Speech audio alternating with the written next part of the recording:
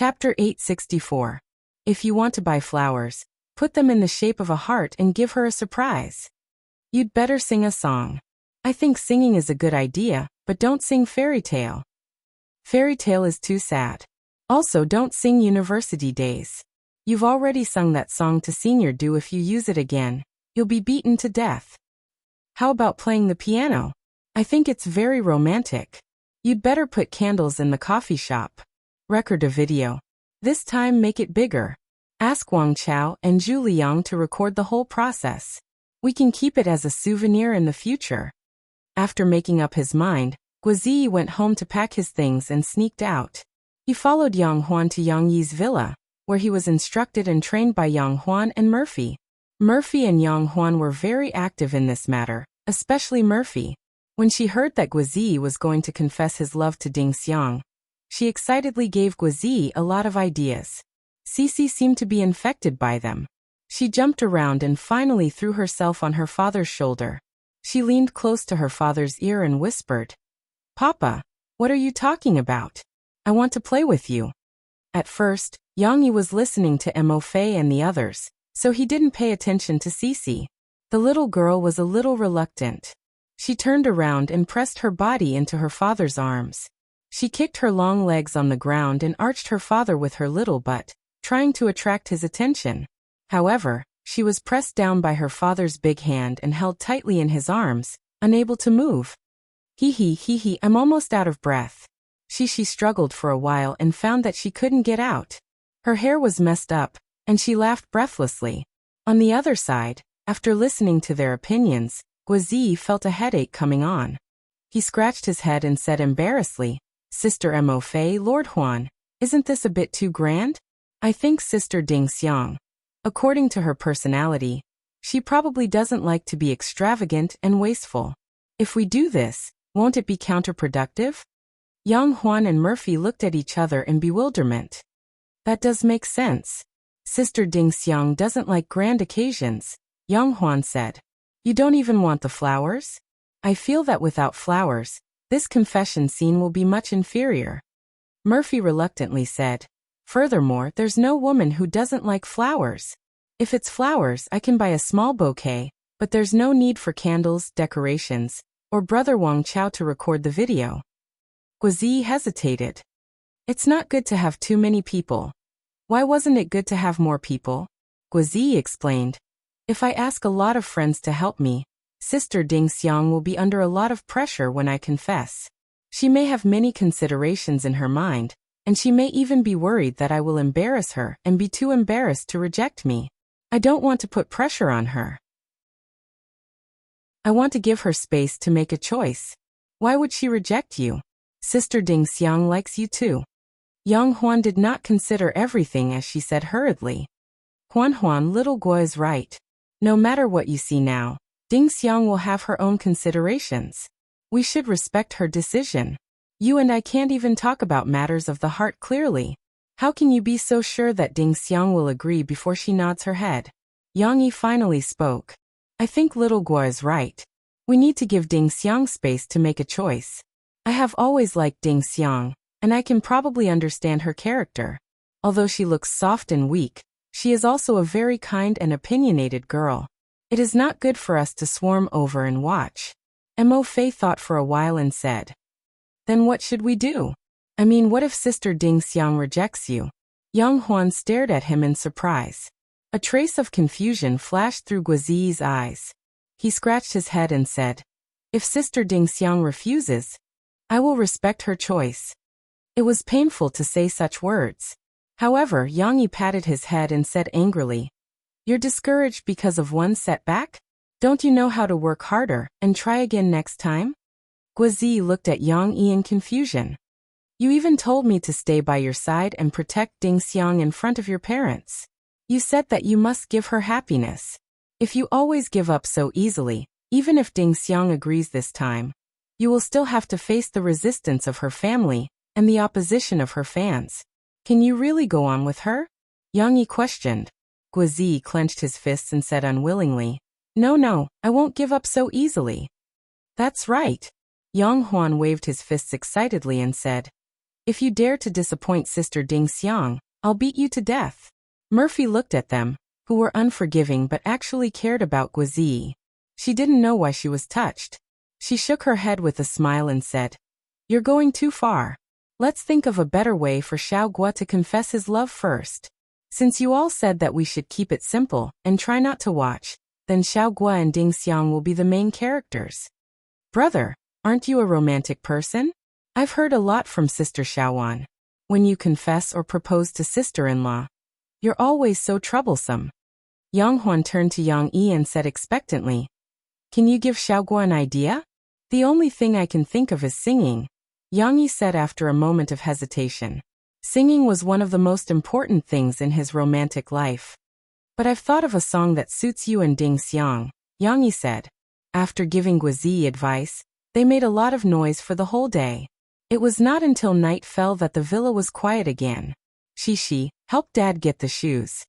After seeing Guizi and Yang Huan off, Yang Yi went back to the living room. However, Shishi turned her head and looked to the other side with her mouth pouted. The little girl was angry with her dad. "What's wrong? Why are you unhappy? Or are you angry with Dad?" Yang Yi walked over and sat beside Shishi. Although the little girl wanted to be angry with her dad, she had been murmuring to herself, "Humph, don't talk to Dad." However, she could not hold back her words. As soon as Yang Yi sat down beside her, she could not hold it in anymore. When her dad asked her for the second time, she jumped up from the sofa and said angrily with her hands on her waist, "You don't play with me, and you don't take me to play with you. This is not a game. It's very important to Uncle Gua," Yang Yi explained. "If we could play with you, why didn't Dad take you with us?" But you're too boring." The little girl did not know how to blame her dad and mom. She said unhappily, "If I had known, I would have played with Xian Air." She went shopping with her mom. It must be fun to play with Xian Air. Yang Yi sighed inwardly. She had indeed reached the age where she liked to play with children of the same age. Although she still relied on her dad's company, she could not understand or integrate into the world of adults. Unlike before, when she could sit by the side and play for half a day, she needed playmates. "Well, you've made some new friends at school, haven't you?" Yang Yi touched Shishi's little head and said softly, "Invite them to play at home next weekend, okay? Invite Qiqi, Chen Shiyin, and Nan Xiaoyu." Shishi immediately forgot her unhappiness and cried out in surprise, "Really? I want to invite them to play. I want to invite Xiaoyu." Chapter 865.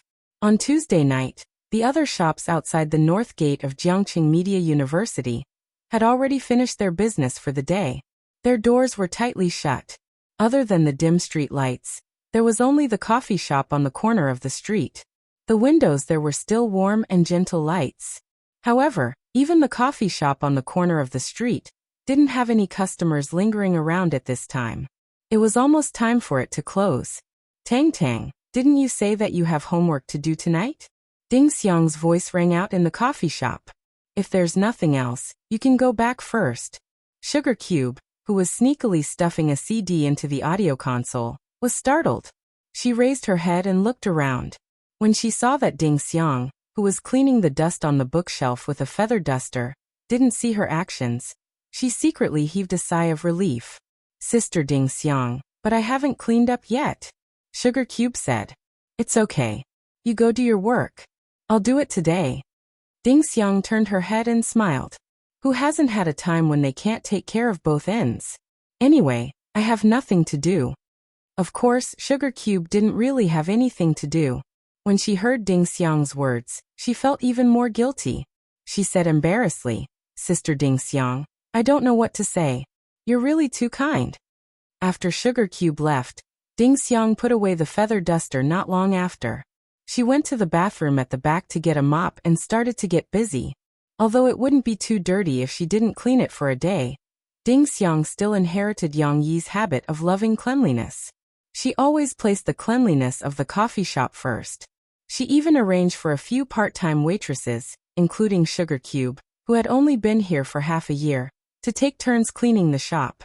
After a while, Ding Xiang went to the back to change the water. However, When she came out of the bathroom with a mop in her hand, she couldn't help but be stunned. Why did the lights in the coffee shop change? Originally, she had turned on the normal incandescent lights to make it easier to find the dirty things on the floor. Why did it become a dim chandelier?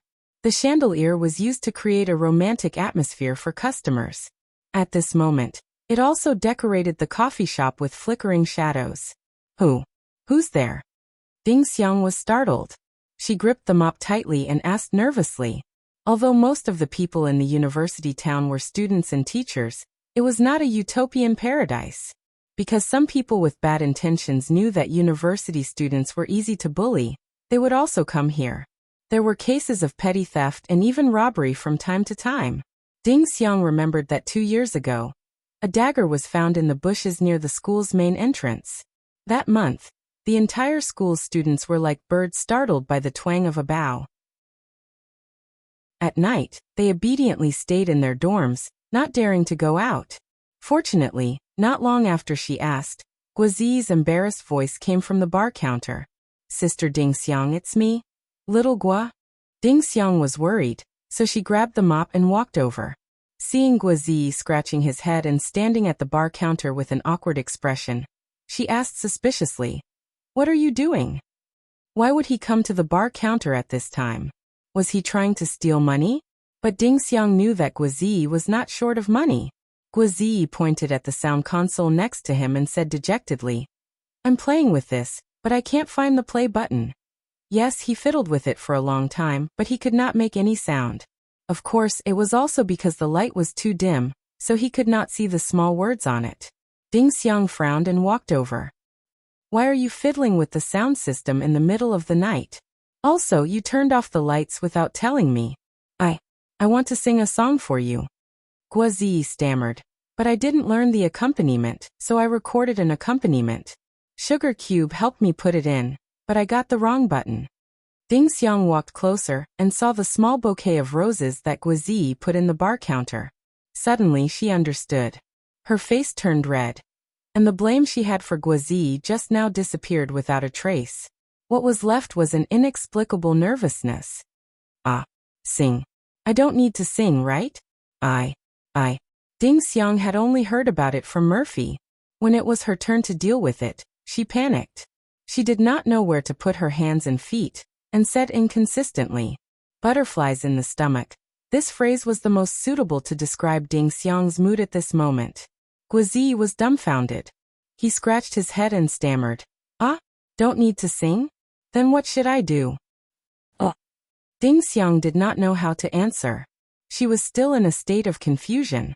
Her face was red, and she did not dare to look at Guazi's eyes.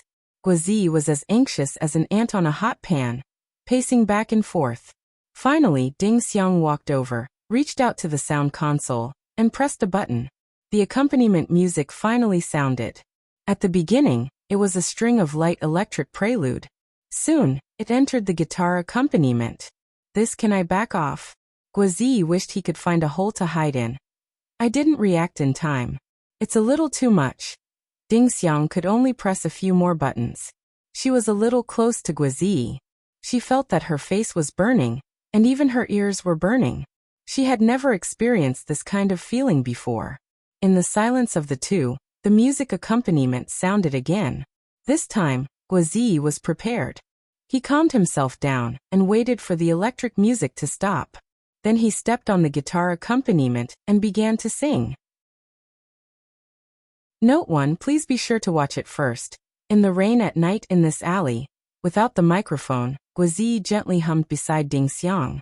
His voice seemed to have become gentle. It had never been so gentle. Ding Xiang was at a loss. She did not know if she should leave the bar counter. The two of them were squeezed in the small bar counter. They were so close that she could feel Guazi's breathing not far from her ear. "Meeting your beautiful Miss Ding Xiang, your eyes are so soft and bright." This section of lyrics was very straightforward. When Guazi sang, his voice trembled. Ding Xiang could not help but tremble slightly at this moment. How could she not be sure of Guazi's intentions? But her brain was already in a state of shutdown. She could only shyly lower her head and look at her toes in a daze. Guazi sang softly. Due to the influence from earlier, He did not sing very well at the beginning, but this kind of song was sung with deep emotions. It was naturally pleasant to listen to. Your sigh makes me stop thinking. Your footsteps make me lose my direction. My dear lady, the night is still long. Please let me accompany you until dawn. Guizi could see Ding Xiang's shy expression, which stimulated his restless heart even more. He was also affected by the deep emotions contained in the lyrics. Finally, he could not help but muster up the courage to reach out and hold Ding Xiang's hand. When Ding Xiang's hand was grabbed by Guizi, she subconsciously wanted to withdraw her hand, but she only trembled and did not move in the end. The girl's heart was also a little confused at this moment. She felt that she should not pull her hand out. No, she was still struggling in her heart. But in this kind of singing, she still did not bring up the idea of pulling her hand out. She was very flustered. Miss Ding Xiang has a lot of things to say to you. Miss Ding Xiang has a song to sing to you. This world has brought me too much confusion. I hope that you can give me hope. Guizi held Ding Xiang's hand. His mood suddenly became bright and cheerful. Even his humming voice had a trace of sweetness. The lyrics of this song were not complicated. After repeating it a few times, Guizi finally used his most affectionate voice to slowly sing. Miss Ding Xiang has a lot of things to say to you. Miss Ding Xiang has a song to sing to you. No matter where you go, I am willing to accompany you until the end of time. The song ended, but the accompaniment was not yet heard. It seemed that after a while, when everything became quiet, Guizi's voice sounded again. Sister Ding Xiang, I like you. Chapter 866. Sister-in-law, do you think little Gua and the others can make it? In the private room of a big hotel in the university town, Yang Huan, the third party, was anxious and restless. She was excited one moment, and then she looked even more nervous than Guizi the next moment. I don't know. Didn't he leave a while ago? Why hasn't he called yet? Murphy was also looking forward to the result of Guizi's confession. My phone is silent. I've checked it several times. Yang Huan sighed. Sigh. I want to call him or Sister Ding Xiang to ask about the progress. Don't call. Murphy quickly stopped her. If he's still confessing, wouldn't it be bad if you call him now? I'm just saying. I'm not stupid. Yang Huan winked at Murphy and smiled mischievously. Yang Yi turned to look at them, shook his head, and ignored them. He continued to help Shishi with her homework. The little girl had come here with her parents after school today. In order not to have to go back to do her homework, she was racing against time to do her homework after dinner. Splash. Splash. At night, the sound of water was soft and slow beside the Grand Canal. It was as if a low and melodious melody was echoing in the quiet night. The night wind in early autumn was chilly. There should be no one around the Grand Canal at this time, but today was special. A man and a woman were walking slowly on the Grand Canal, hand in hand. Why did you suddenly decide to confess to me today? Ding Xiang's shy voice came faintly from the darkness. Because Sister Ding Xiang, I've liked you for a long time, Guizi stammered. I know. I have feelings for you. But I can also feel what you're afraid of. Ding Xiang stopped and looked down at Guizi's hand that was holding hers. While singing, this guy secretly held Ding Xiang's hand and refused to let go no matter what she said. Even after the song was over, he confessed and waited for Ding Xiang's response, but he shamelessly refused to let go. Afterwards, Ding Xiang looked at Guizi. Under the night sky, it was hard to see her expression, but Guizi could hear the unhappiness in her voice. You didn't tell me the truth. Just now. You were already hesitating. She was indeed a person with a high IQ. Coupled with the nature of a woman, Ding Xiang was not even blinded by love. Her judgment of the situation was extremely accurate. All right, I'll tell you the truth. Because Master Huan accidentally saw some records of your search engine and found out about your plans, she told me. I also felt that I should have confessed first. I couldn't let you suffer, so I confessed first. Guizi couldn't withstand the interrogation and said directly, My plan? What plan do I have? Ding Xiang thought for a moment and suddenly had an answer. You're saying that Huan saw some of the things I checked and thought that I was going to confess to you. So she went to force you to confess first. This brain. Its logical reasoning ability was many times better than the famous detective Ko Hwan's. Something like that, but she didn't force me to confess. I did it willingly, Guo Ziyi said anxiously. However, his brain wasn't any worse than Ding Xiang's. After a while he noticed the loophole in Ding Xiang's words and felt that something was wrong. Wait, you're saying that Master Huan got it wrong? You didn't want to confess to me? At this moment, Guo Ziyi wished he could cover his mouth. Why did you mention this? She had already nodded. Why did you still care if she had this intention in the past? Could it be that if Sister Ding Xiang didn't have the intention to confess, you would regret rushing to confess first? However, Ding Xiang didn't have so many twists and turns in her heart. She looked at Guo Ziyi awkwardly and hesitated for a moment before stammering. I originally had such a plan, but later I gave up on it. Why? Guo Ziyi couldn't help but ask. What do you think? Why didn't you dare to confess for so long? That's why I gave up on this plan. Ding Xiang said faintly. Indeed, a smart person's words were simple. Guo Ziyi scratched his head and said embarrassedly. It's not that I didn't dare to, but I was worried that I didn't have the ability to protect you. I told Brother Yang that I would work hard to become a best actor and have my own identity and status. When that time comes, I can tell the whole world that I love you, and I won't have to worry about other people's reactions. Ding Xiang was stunned. In the dark, her expression couldn't be seen clearly, but after a while, she turned around and wrapped her arms around Guo Ziyi's waist and threw herself into his embrace. Guo Ziyi's weight loss for the past half a year was very effective. His belly was no longer a hindrance. Ding Xiang's hug made Guo Ziyi surprised and embarrassed. His hands froze in the air and didn't know where to put them. That, Sister Ding Xiang, are you cold? Let me take off my jacket for you to wear? Guo Ziyi stammered for a long time before squeezing out this sentence. Ding Xiang chuckled, but she didn't say anything. She only shook her head and tightened her grip on Guo Ziyi's waist. After a while, the two of them separated as if they were electrocuted. In the dark, their faces couldn't be seen clearly, but they could faintly see that Guo Ziyi's buttocks were slightly raised. This cough, Sister Ding Xiang, Guo Ziyi was so embarrassed that he didn't know how to explain. Ding Xiang coughed twice and pretended to be calm as she said, Let's sit down and talk. Since we have decided to be together, then we have to have a plan. Otherwise, we won't be able to last long. How can that be? Guo Ziyi said excitedly as if he had been injected with chicken blood. We will definitely be together forever and grow old together. I won't fall in love with someone else. Hey, don't be so agitated. I'm not talking about you.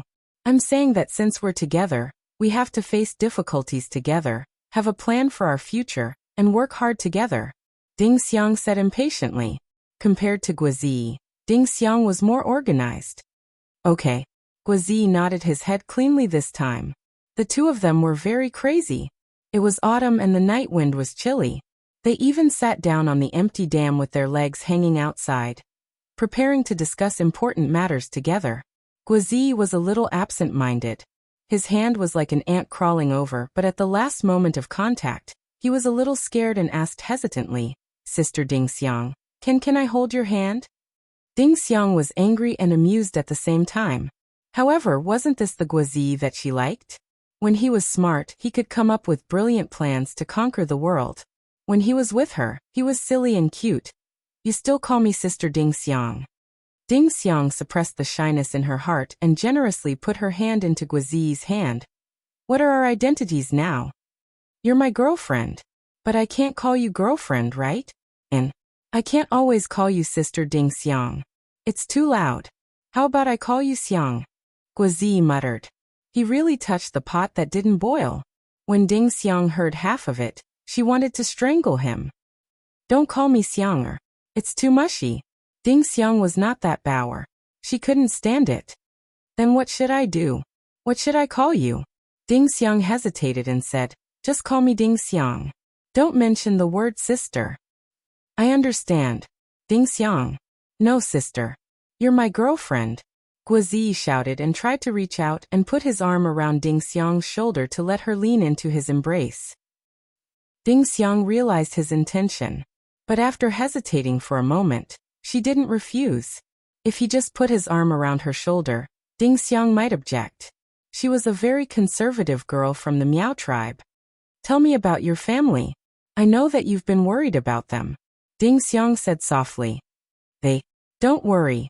Guozi quivered. He was worried that Ding Xiang would back out again.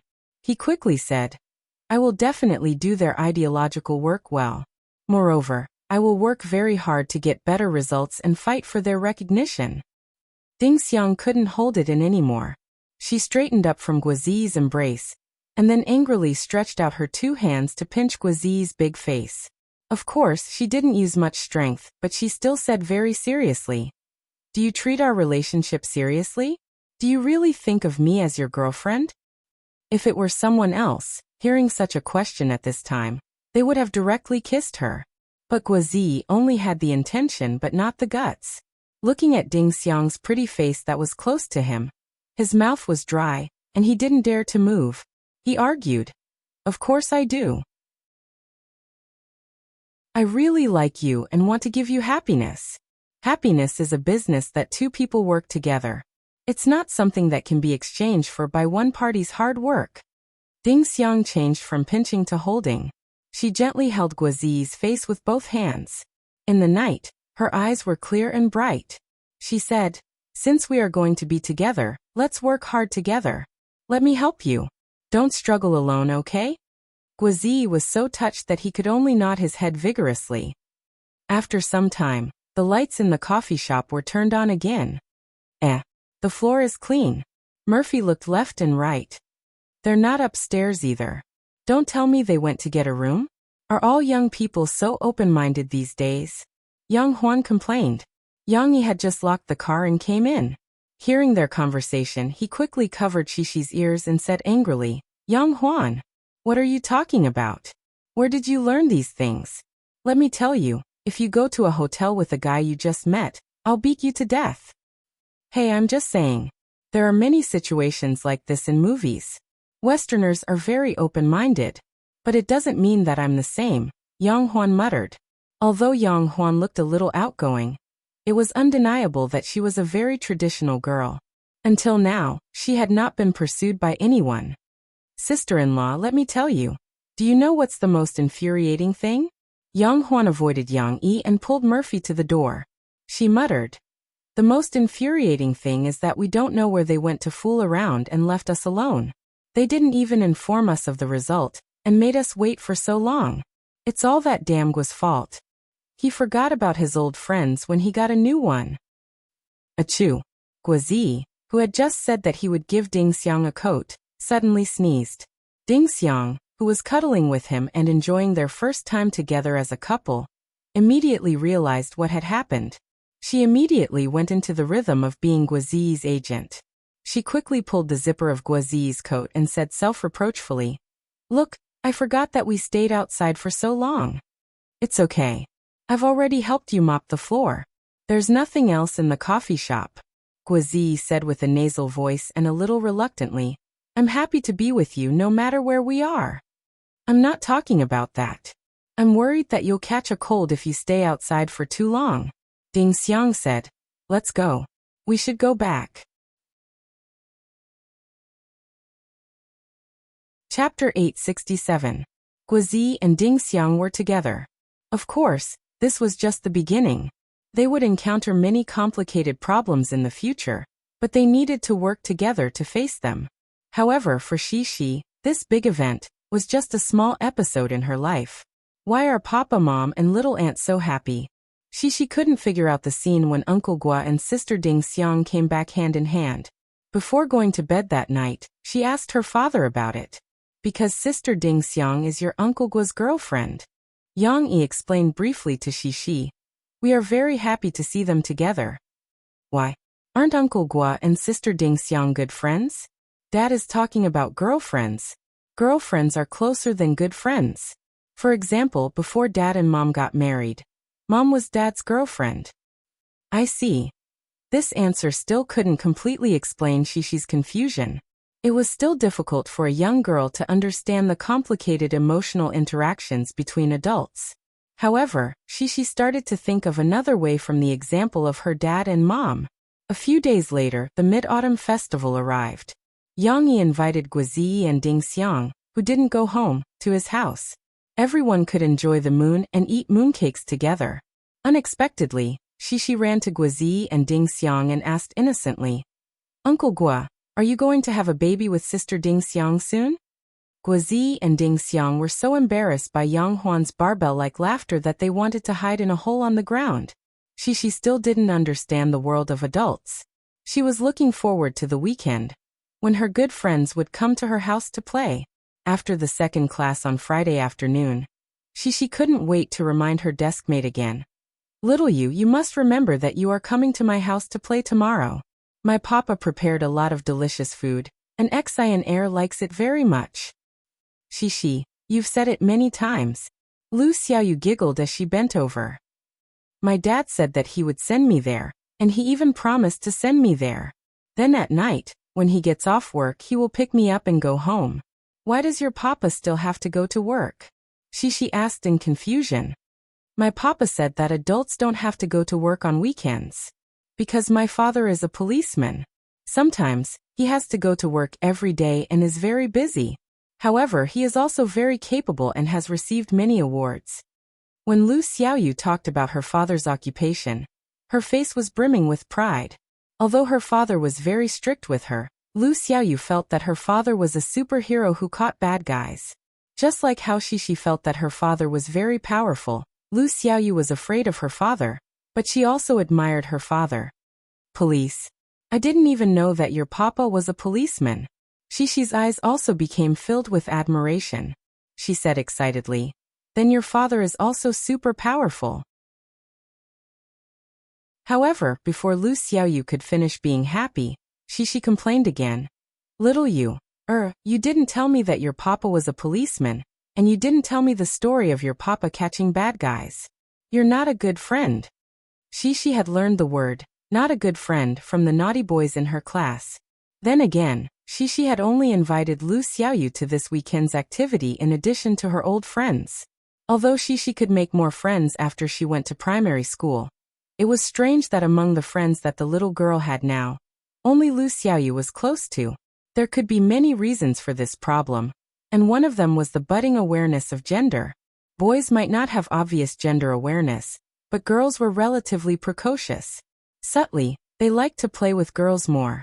This was also related to the fact that boys were becoming more and more naughty, while girls were becoming more and more quiet. Of course, this analysis was only suitable for most situations. Some children were different. For example, Nan Zhaoyu was still the same as before. He was weak, gentle, and quiet. He couldn't blend in with the boys' circle, but the girls' circle didn't accept him very easily either. Fortunately, Shishi and the others would still play with him and introduce their new friends to him. For example, Lu Xiaoyu didn't mind being good friends with Nan Zhaoyu. This way, the little boy wouldn't become more and more isolated. Chun Shiyan, on the other hand, couldn't be quiet. She was always energetic like a tomboy. It was said that all the boys in her class were afraid of her.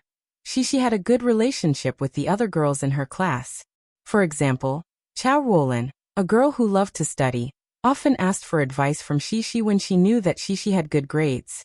Shishi also answered her questions enthusiastically. In Chao Ruolin's opinion, Shishi was her best friend in class. However, Shishi's best friends in class weren't Chao Ruolin, but Lan Xian and Lu Xiaoyu. This might have something to do with the seating arrangement. In Springfield Kindergarten, the children's seats weren't fixed. The teacher would often arrange for the children to sit together. However, in elementary school, there was a fixed seat and a fixed deskmate. This way, there would naturally be more opportunities to interact with her deskmate. Shishi was lucky. Her deskmate was Lu Xiaoyu, who was equally cheerful, talkative, and not calculative. There were few conflicts between the two children. During class, the two girls would chat nonstop, and the friendship between them warmed up. As for the other classmates, although Shishi had a good relationship with them, it was still troublesome to cross seats to play with other classmates. Shishi packed her school bag and said goodbye to Lu Xiaoyu. She excitedly held hands with Lan Xian and went to the library to attend the reading class. Shishi, let me tell you, this reading class isn't fun at all. On the way, Lon Xian muttered to Shishi. I heard from others that the teacher will ask us to write essays soon. Huh? Shishi turned to look at her companion, puzzled. It's true. I asked my senior classmate. The one next door. I secretly asked her. Lon Xian reached out to cover her mouth and made a gesture to lower her voice. However, her voice was too loud. Even if she lowered her voice, it was no different from a normal person's. It's too troublesome to write essays after reading books. But we still can't write many words. Shishi said in confusion. Don't we have to learn how to write before we can write essays? I don't know. Shishi, when you finish writing, can you lend it to me? Lon Xian rolled her eyes and said, I don't know how to do homework. But my papa said that I have to do my own homework. I can't copy other people's homework. Shishi said hesitantly. You can't copy other people's homework, but you didn't copy mine. I copied yours. Lon Xian's wisdom seemed to be used to slack off. At this moment, her mind was very flexible. Well, I don't know. How about I ask my papa first, okay? Shishi still felt that something was wrong, but Lon Xian's eager eyes made Shishi not know how to refuse. Okay then. Anyway, there's no homework yet. Lon Xian waved her hand generously and said indifferently. When Shishi and Lon Xian approached the library, a little girl who was slightly taller than Shishi and looked quiet appeared in front of the library with a school bag. Chapter 868. Will your dad make those sweet lotus root slices for us? Or maybe it's crispy fried potato chips. The two little girls skipped into the library and chatted with each other. Lon Xian took the initiative to lead the conversation.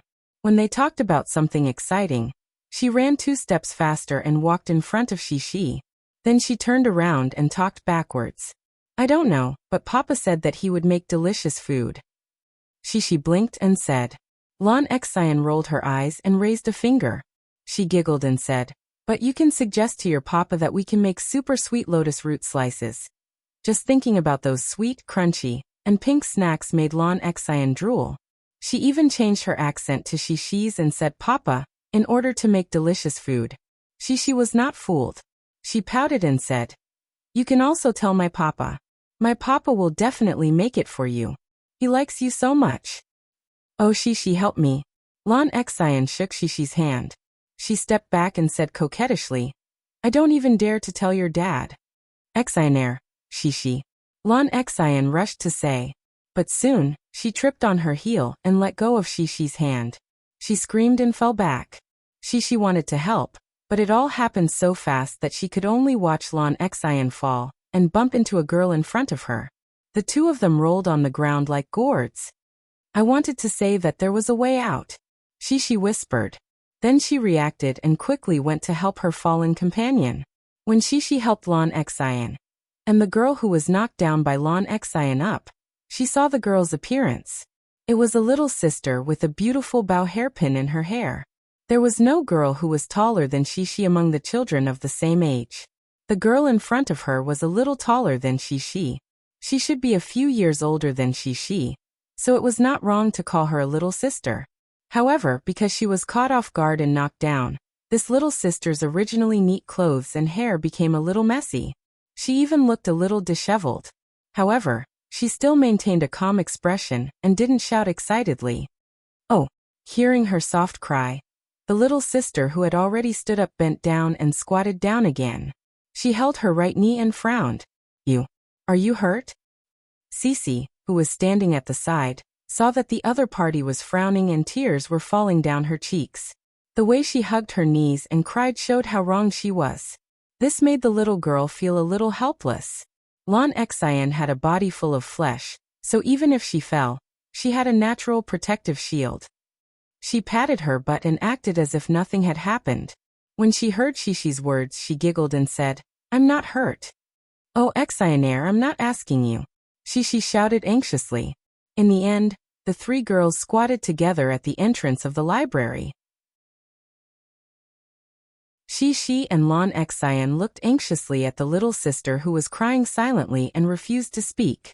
Shishi and Lon Xian felt very guilty, but the other party was like a taciturn gourd.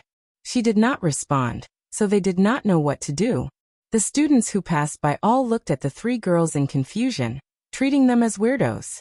However, no one helped them as they passed by. Fortunately, Teacher Lai from the lower grade reading class came late. "You Xiaowei? Why are you crying here? These two students, you're my reading class's students, right? What happened?" Teacher Lai asked in surprise. Shi and Lan Xian stood up excitedly as if they were grasping at straws. They told Teacher Lai what happened. A few minutes later, in Teacher Lai's office, Yu Xiaowei, who was sitting on a chair, was wiping her tears. She silently watched Teacher Lai apply medicine to her scraped knees.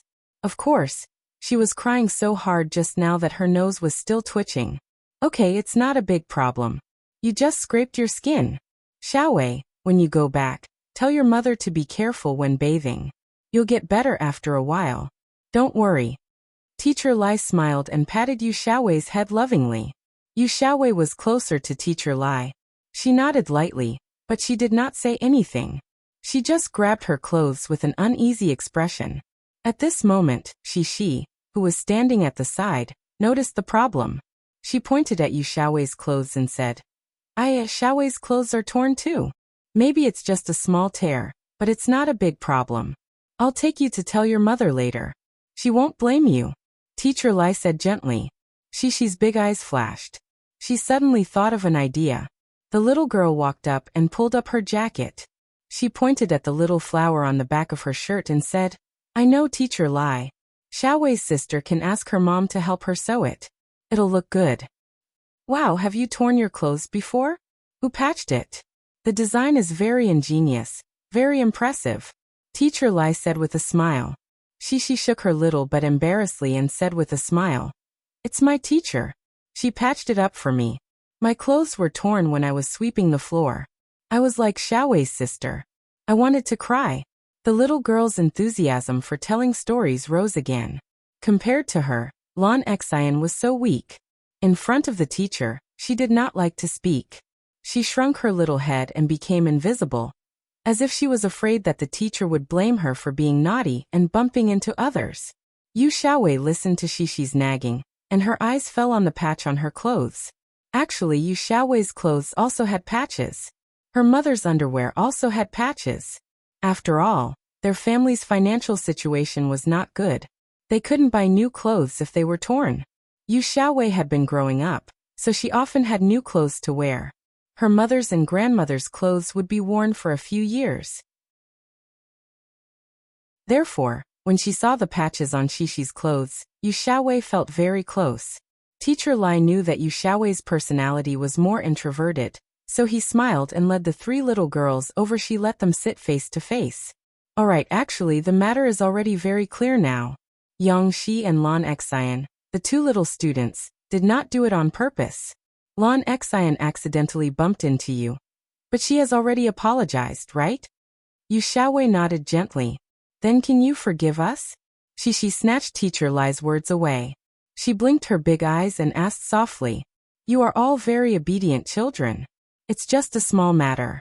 It can be considered that you wouldn't have known each other if you hadn't bumped into each other. In the future, everyone will be good friends, right?" Teacher Lai said with a smile. "I'm not angry." Yu Xiaowei hesitated for a moment, and finally opened her mouth. Shi and Lan Xian both revealed happy smiles. Yu Xiaowei had been silent just now, and they were anxious. Chapter 869. Who is Sister Xiaowei? On the way back, Yang Yi heard a name that he had never heard of in the conversation between Shi and Lan Xian. So he couldn't help but ask. "Sister Xiaowei is Sister Xiaowei." Xian knocked her down and hurt her leg. "But she can't talk." "Hey Xian, Sister Xiaowei can talk, she just doesn't like to talk. She didn't talk much to us." From the description of the two girls, Yang Yi could roughly guess what was going on. "Shishi, you hit her leg. Is it serious? Is it bleeding?" Yang Yi looked at the rearview mirror and asked. "I'm not bleeding. I didn't hit her." "Xian, my papa asked you if you were bleeding." Shishi said. Lan Xian and Shishi both misunderstood Yang Yi's question and said, "I'm not bleeding either. I don't feel pain at all. Sister Xiaowei can't do it." She's not as strong as me. She cried. Yang Yi didn't know whether to laugh or cry. He was ready to explain his question, but Shishi responded in the conversation with Lan Xian. That's because Sister Xiaowei was injured. Her leg was bleeding. Shishi raised her thin leg and pointed to her knee. Well, it should be very painful to bleed. I'm also afraid of pain. Lan Xian sighed and said like a little adult. No wonder she cried. Then what happened? Did you take Sister Xiaowei to see a doctor? You were wrong about this. Yang Yi asked. Papa, we apologized to Sister Xiaowei. Then she said she wasn't angry. She said, later she also talked to me. Then I knew that she was also in the reading class, but she's already in the 3rd grade. She's amazing. What's so great about the 3rd years? I'm so old, I'll be in the 3rd grade too. Lan Xian said unconvinced. But Teacher Lai said that Sister Xiaowei's grades are very good. Yang Yi didn't know whether to laugh or cry. After asking for a long time, the two little guys couldn't answer the question. After a while he finally understood that the girl who was hit by Lan Xian wasn't seriously injured. Shishi's teacher, Mr. Lai, had also applied medicine on her wound. Daddy feels a little embarrassed. If it weren't for the teacher explaining for you, Daddy would have personally apologized to her parents. After all, we were in the wrong in this matter. Yang Yi concluded, but it doesn't matter. Teacher Lai is handling it very well, so don't take it to heart. He was worried that Shishi and Lan Xian would feel guilty, but the two little girls didn't take it to heart. After he finished reprimanding, the two little girls chattered about their new friend. Sister Xiaowei is actually a very good person. She later told me not to worry, because her mother won't scold her. Shishi said. But I don't like her very much, because she doesn't like to talk. I don't know what to say to her. Lan Xian pouted and said. You don't like Sister Xiaowei? Shishi was a little surprised. It's not that I don't like her. I just think she's very boring. Lan Xian was thirsty and picked up the bottle to drink water. But Sister Xiaowei is a very good person. She's like Chi-Chi. She doesn't dare to talk much. I think if we become good friends, she will talk to you. Okay then. Lan Xian didn't comment. Yang Yi looked at the rearview mirror and said, Shishi, you also need to drink water. Look at you, your mouth is dry. Okay. Shishi drank the water, and suddenly remembered the topic she and Lan Xian had discussed before. Her eyes lit up and she quickly drank the water. She couldn't wait to say, Papa, let me tell you. Xian accidentally bumped into Sister Xiaowei, because she wanted you to cook for her tomorrow. Lan Xian was a little impatient at first, but when she heard the last topic she brought up, her eyes lit up. Really? What does Xian want to eat? Yang Yi laughed. Teacher Lai didn't break her promise. She didn't go back early, but waited for Yu Ying to pick up Yu Xiaowei and explain to her why Yu Xiaowei's knee was injured and her clothes were torn. After hearing Teacher Lai's explanation, Yu Ying also checked her daughter's knee. She was relieved. It's okay, it's normal to have bumps.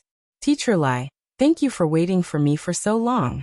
Yu Ying said some polite words, then took her daughter's hand and took the bus home.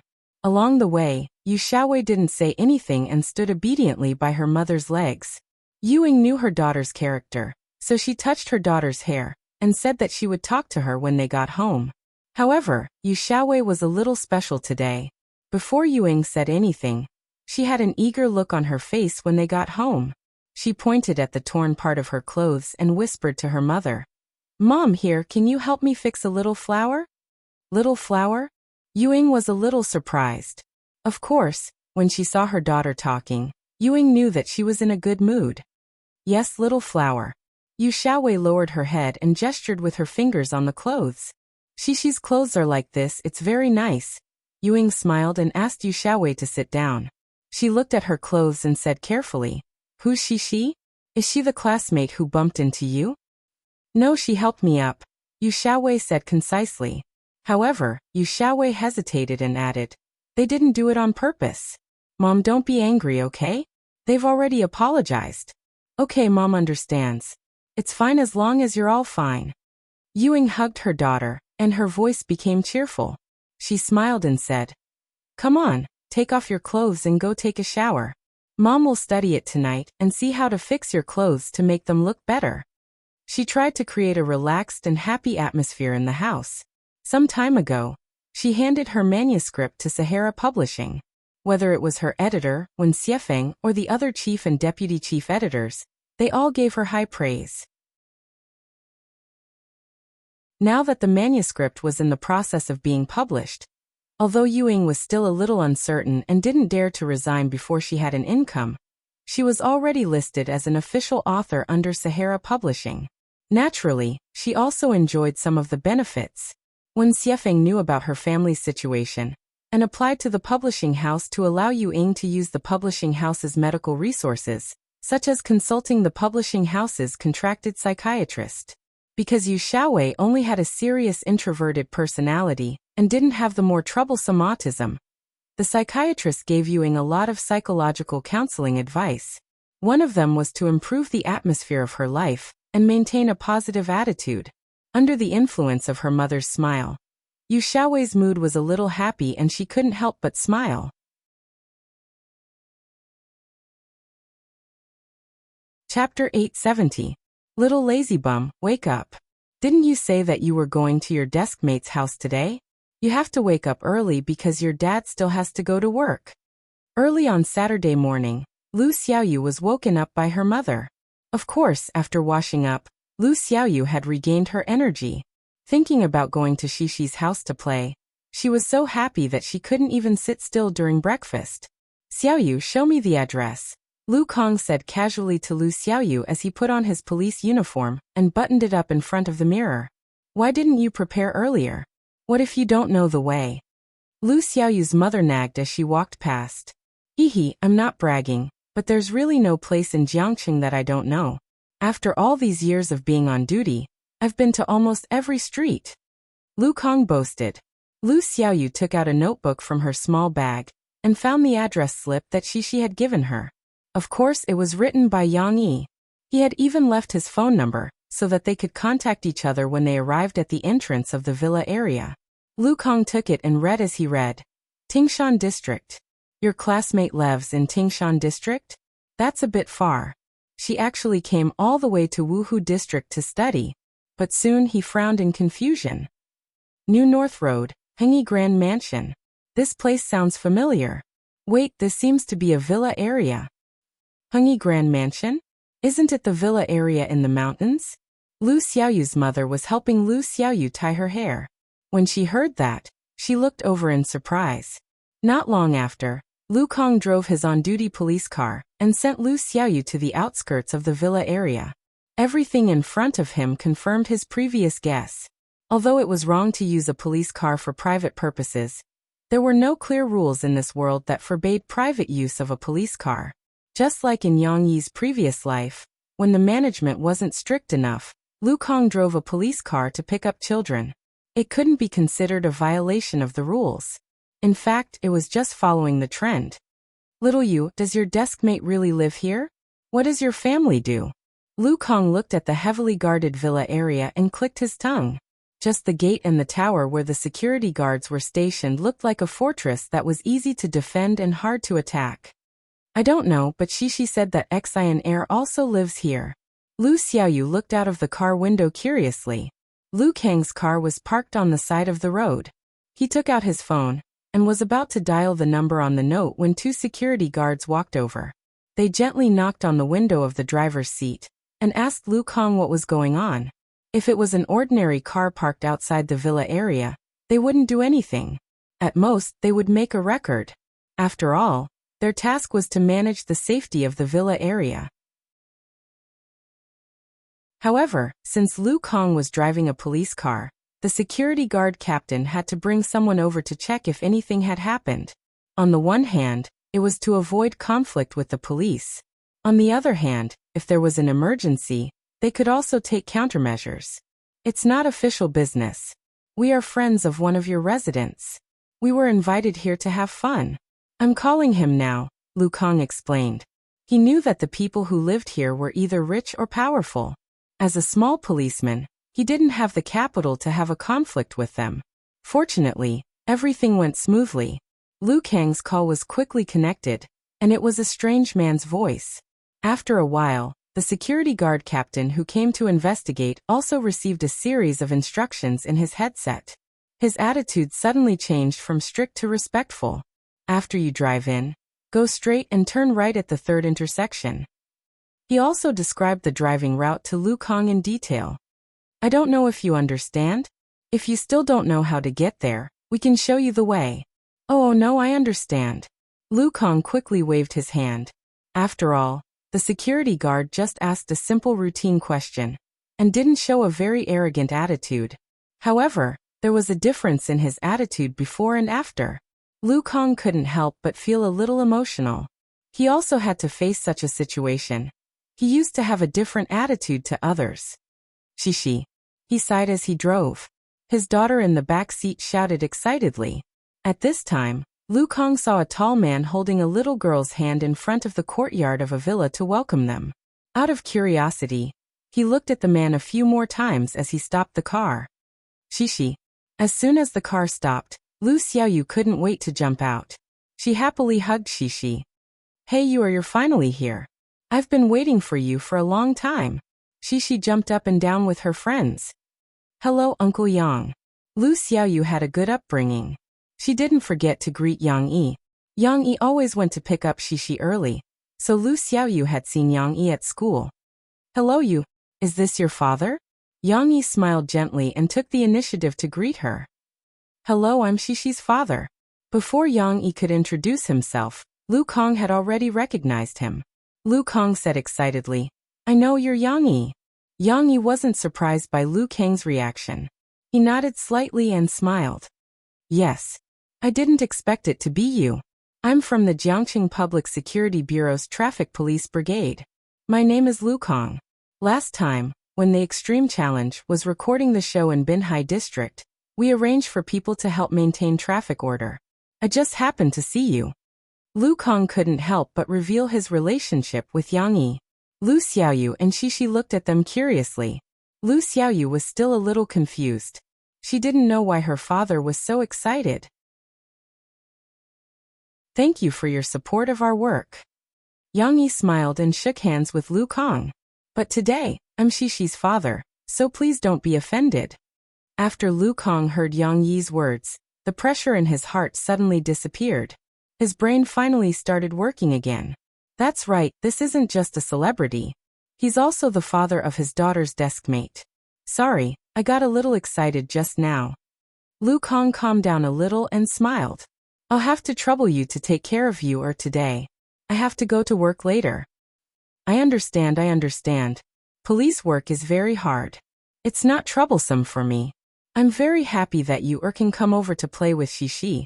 She's usually quite bored at home on weekends. You don't have to worry about you. She won't go hungry in our house. Yang Yi joked and closed the distance between them. I know. Lukang relaxed and smiled. Among celebrities, you're famous for your cooking skills. You're Shishi's chef. You are in for a treat today. Lu Xiaoyu, who was standing at the side, finally heard the clues. She whispered to Shishi, Shishi, it seems like my father knows your father. I'll tell you secretly. Don't tell anyone. Shishi also moved closer to Lu Xiaoyu's ear and whispered, my papa and mom are both celebrities, so a lot of people know about them. Okay. Lu Xiaoyu didn't have much of an idea about celebrities. Not long after Lukang sent Lu Xiaoyu home, he also left. He came out early today, but he still had to go to work.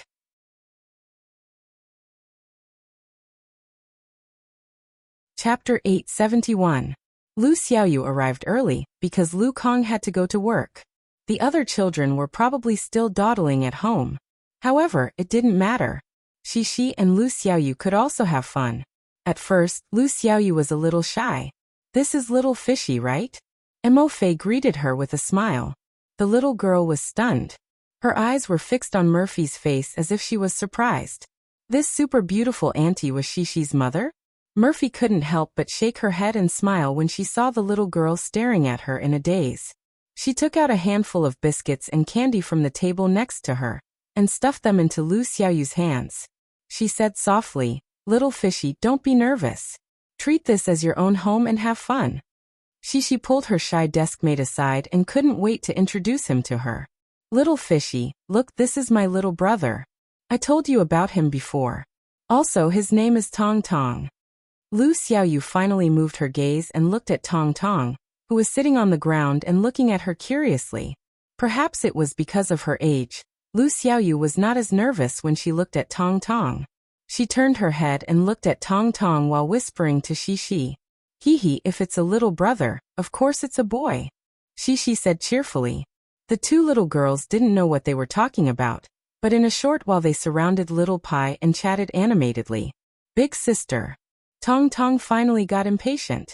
He crawled over to her and said, Big sister. The little guy showed very high athletic ability. He quickly crawled in front of Shishi and climbed up by himself using the fortress pillow. Wow, Shishi, your little brother is amazing. Lu Xiaoyu exclaimed. Shishi patted Tong Tong's head and said with a smile. He's even better. Let me show you. Shishi grabbed a big pillow from the sofa and put Tong Tong into the fortress. Tong Tong immediately understood and jumped on the pillow.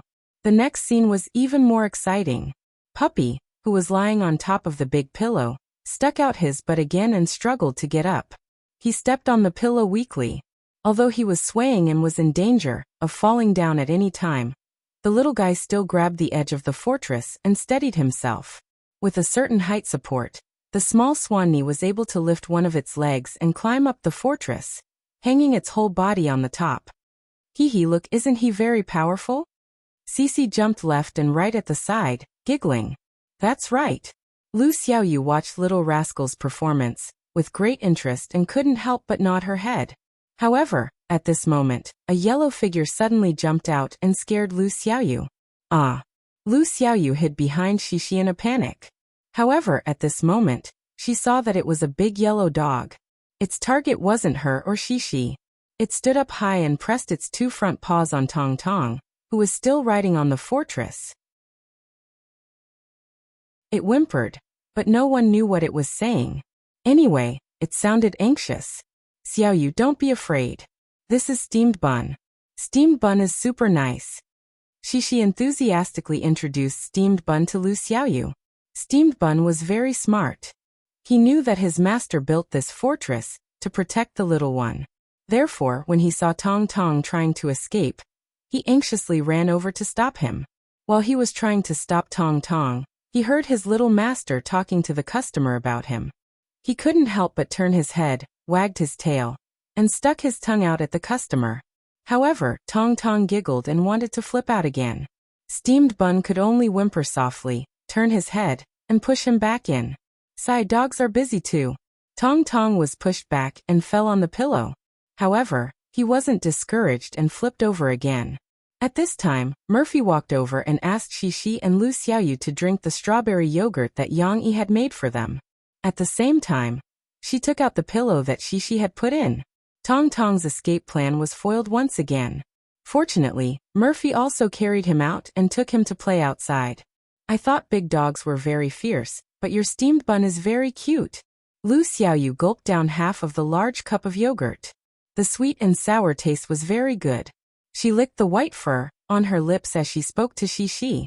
After steamed bun saw that Tong Tong was safe, he began to circle around the customer. He wagged his tail and sniffed Lu Xiaoyu's heels. Lu Xiaoyu reached out to touch him, and he even licked her back. This made Lu Xiaoyu happy and scared at the same time. Of course, this was also steamed bun trying to familiarize himself with the customer's habits. After a while, Lu Xiaoyu also began to like this guy who didn't have a cute face, but had a cute heart. Yes, steamed bun is very fun. Shishi liked to drink all the yogurt in one breath before burping in response to her little friend. Shishi thought of something and jumped down from the stool. She ran to the kitchen and came back with 2 clean spoons. She handed one to Lu Xiaoyu and held the other for herself. She demonstrated to Lu Xiaoyu. Also, dig out the strawberries and eat them. Strawberries are super delicious. Of course, they were delicious. Yang Yi had just gone to the market to buy fresh strawberries this morning. Every one of them was plump and red, and naturally tasted delicious. However, it was the first time that Lu Xiaoyu used a spoon to dig out the fruit in the cup. She was a little clumsy and seemed to have used too much strength. The spoonful of milk and strawberry pulp spilled onto her clothes. Aya! Lu Xiaoyu exclaimed. Xixi turned her head and looked over. The warm-hearted little girl immediately jumped up from the chair, but she didn't know what to do. She could only raise her voice and shout. Mom! Papa! What's wrong? Murphy, who had just walked out with Tong Tong, came back. Little Fishy dirted her clothes. Xixi pointed at Lu Xiaoyu and shouted. Murphy handed Tong Tong to Yang Yi, who had rushed over after hearing the news. She pulled out a tissue and gently smiled at Lu Xiaoyu, who was panicking. It's okay. Auntie will help you wipe it. Fortunately, Lu Xiaoyu had dirted her coat. Murphy decided to help Lu Xiaoyu wash the sweet-smelling yogurt stain. She also brought Xixi's coat, and let Lu Xiaoyu put it on first. Don't worry. Auntie will put it in the washing machine and dry it outside. Today's weather is very good. It'll be dry by the afternoon. Murphy comforted Lu Xiaoyu. In fact, Lu Xiaoyu was only worried that she would be blamed by her father for dirtying her clothes. After the problem was solved, she recovered her happy smile. You're wearing my clothes so we can be considered sisters. Sisi pointed at the coat on Lu Xiaoyu's body and started to play with her, beaming with joy.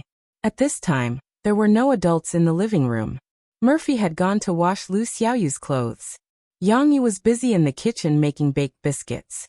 Only Xixi, Lu Xiaoyu and Tong Tong, who was playing with toys in the fortress, were left in the living room. Xixi looked at her brother and rolled her eyes. She pulled Lu Xiaoyu's hand and whispered, Little Fishy, let me show you something.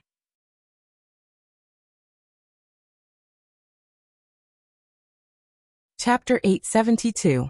When they arrived at Xixi house, Lu Xiaoyu felt as if she had walked into the Grand View Garden. She had never seen such a big house before.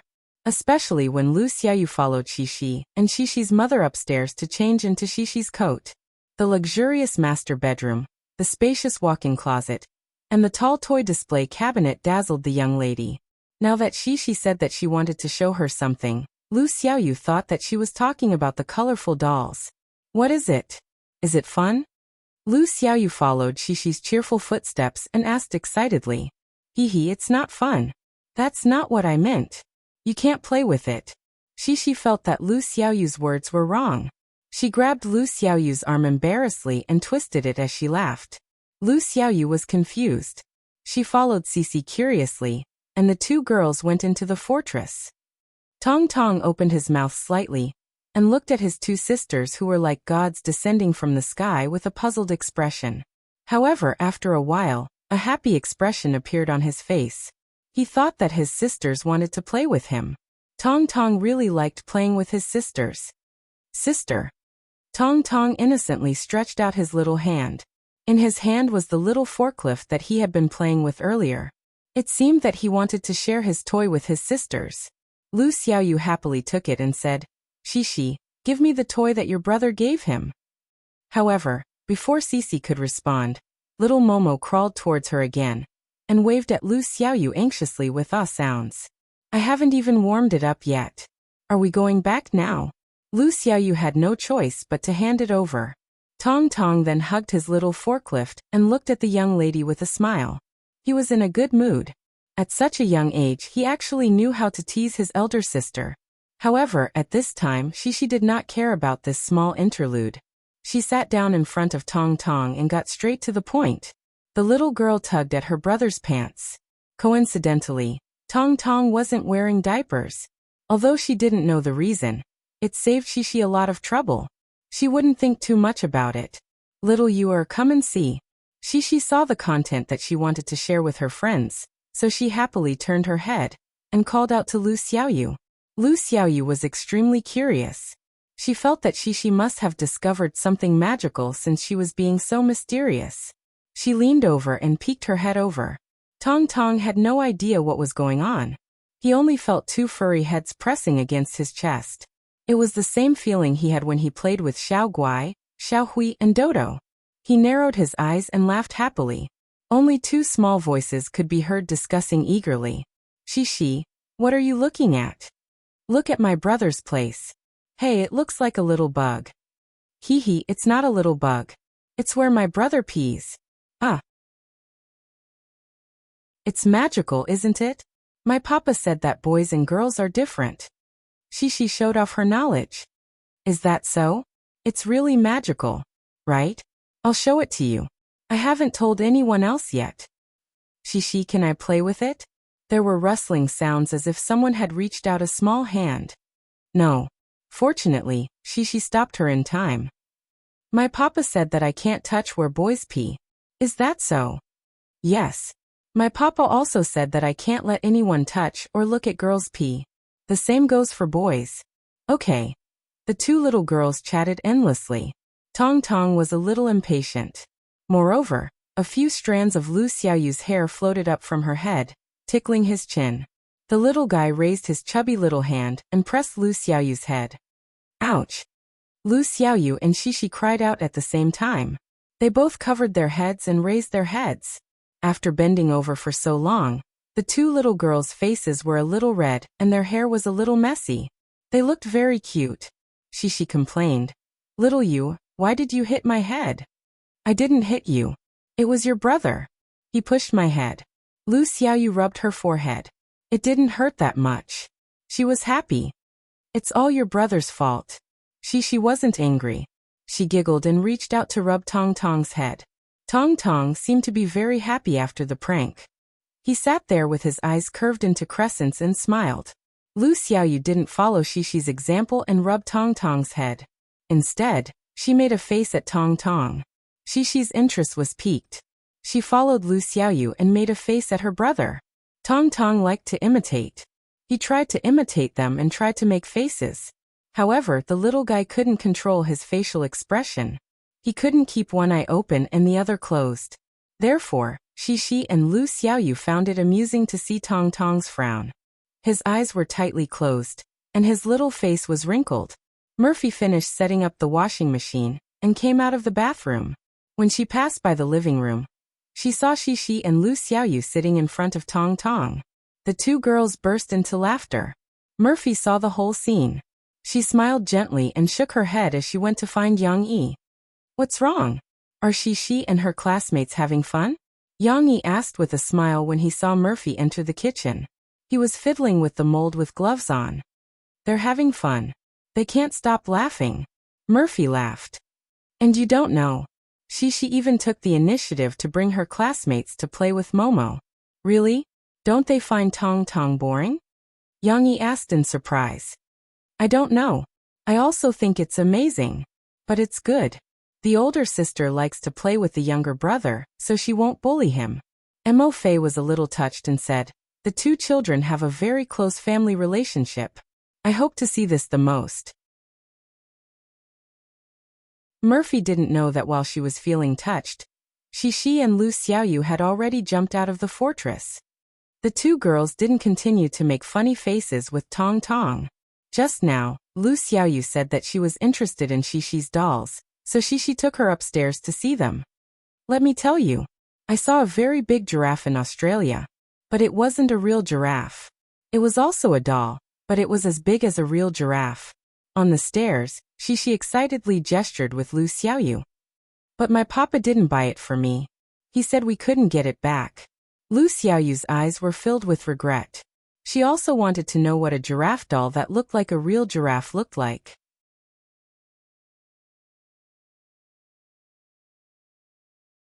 Chapter 873.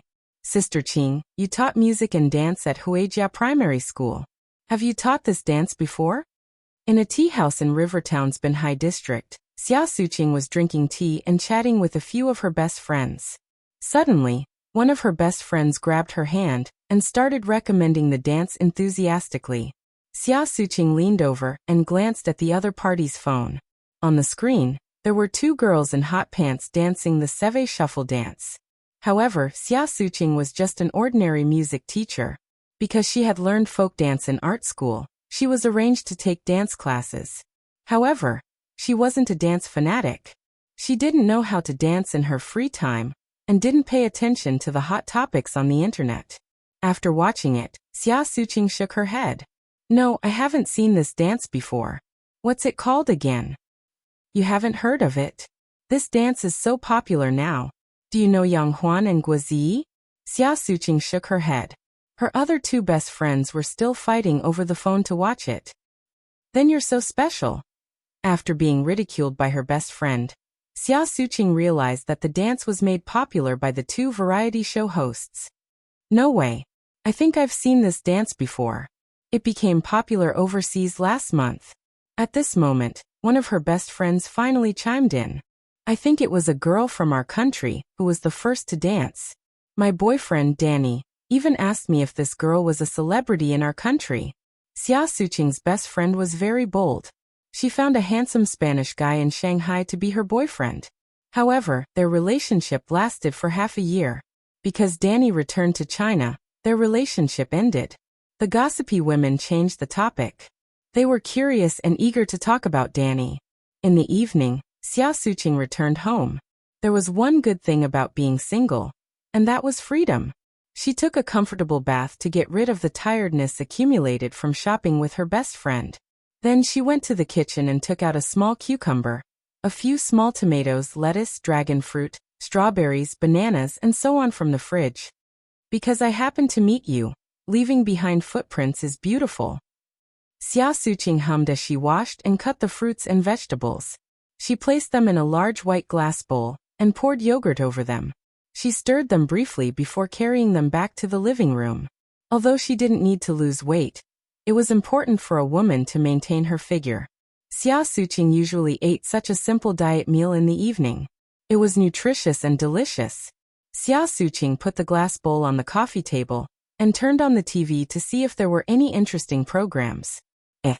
After changing a few channels, Xia Suqing couldn't help but stop. The television was playing an indoor variety show, and a few guests were dancing with the host. Of course, the program had been recorded half a month ago. They had wanted to attract a lot of attention before the dance became popular in the country. However, they did not expect that Yang Huan and Guizi would lead the way and steal the limelight that originally belonged to them before their program was broadcast. Of course, on TV, the host from half a month ago was seriously introducing the origin of this dance. Yang Yi. Xia Suqing had just eaten a few mouthfuls of her yogurt salad when she heard the host's introduction. She couldn't help but stop eating. His daughter was the first to dance? Xia Suqing remembered what her best friend had said. The first person to dance this dance and win the global popularity was a little Chinese girl. Although Xia Suqing was past the age of chasing celebrities, she really liked Yang Yi and Murphy's songs. Therefore, the host's introduction stimulated her interest. Xia Suqing put down the glass bowl and picked up her phone to do some research. The internet was very convenient. It didn't take long for her to find the video of Shishi dancing on the Prada talk show.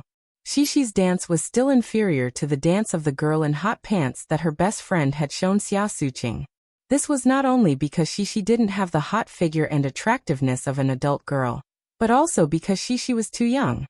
Her coordination was not as good as other people's. However, Xia Suqing's focus was not on these. She was so surprised that she forgot to close her mouth. She held a piece of banana with a toothpick in the air, but she also forgot to eat it. This child, isn't it that? Xia Suqing patted her head in frustration. The name was at the tip of her tongue, but she forgot it. Fortunately, the video had a title. Xia Suqing connected it with her memory. Yes, it's Yang Shi. Xia Suqing recognized Shi and knew that she was a student in her dance interest class. There were many students in the dance interest class. Even though Xia Suqing was only in charge of teaching the younger children, there were still hundreds of children in her class who had signed up to learn dance. Even so, Xia Suqing still had a deep impression of Shishi. Shishi was beautiful and slim. She was a good material for learning to dance. This was only one of the reasons. The main reason was that Cici was one of the best among the 100 or so lower grade children who were learning to dance. As a teacher, of course, she likes smart and studious students. Xia Suqing was no exception. So she's Yang Yi and Murphy's child. I heard that there were celebrities' children among the students who entered this year. Reporters blocked the door, but the school covered up the news.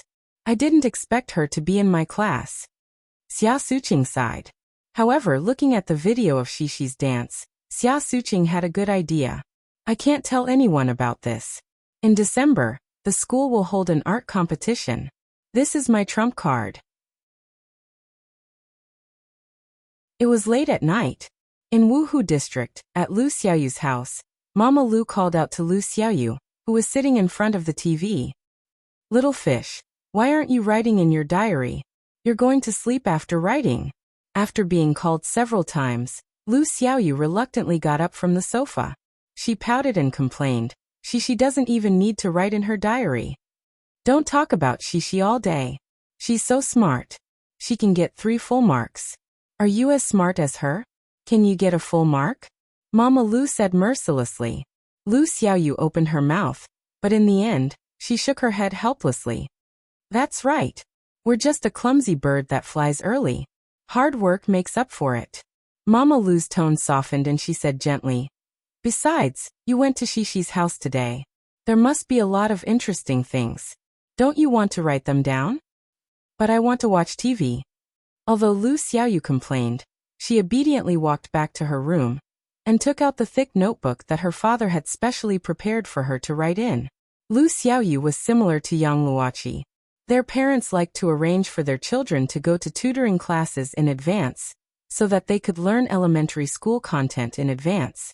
Although Lu Xiaoyu still didn't get full marks in her exams, if she was tested on content that she hadn't learned before, her score might be higher than Shishi's. For example, in Chinese class, Shishi was still obediently learning pinyin and strokes from the teacher. However, Lu Xiaoyu could already write a lot of words. Writing in a diary was also a kind of exercise. Going to Shishi's house to play, she didn't know how to write Shishi's name. Mama Lu was right. Not only did Lu Xiaoyu have a lot of fun at Shishi's house today, but she also learned a lot of new things. After she started writing in her diary, Lu Xiaoyu concentrated on recalling. October 4th, Saturday. The weather is fine. Today, I went to Cece's house to play. Cece's house is very big and beautiful. However, Lon Xian's house is even bigger than mine. I like to go to their house to play. Cece has a big long Jinlu, she wrote it wrong, toy in her brother's room. It's so big, I like it very much. However, Cece said that hers is not big, and there are bigger ones. Lu Xiaoyu was talking about the large plush dolls that Shishi had prepared for Tong Tong's room. Those were all made by Yang Yi after he came back from Australia and bought a toy factory. Of course, the most important thing was to make those fairy tale-like accessories and sell them on the Sahara online mall. However, Yang Yi didn't forget his promise to Shishi. He made many large plush dolls for her, including a giraffe. However, because the warehouse at home wasn't as big as other people's, the giraffe plush doll had shrunk a lot. I have a lot of friends today, and I even got to know Cece's dog. It's called Bao Bao. I'm so happy. The first grade girl's diary wasn't long. There were only a few lines of words, and there wasn't even any substantial content. However, after she finished writing, Lu Xiaoyu was very satisfied. She felt that she had recorded all the happy memories of today in these few lines of words. It seems like something is missing, but it doesn't matter.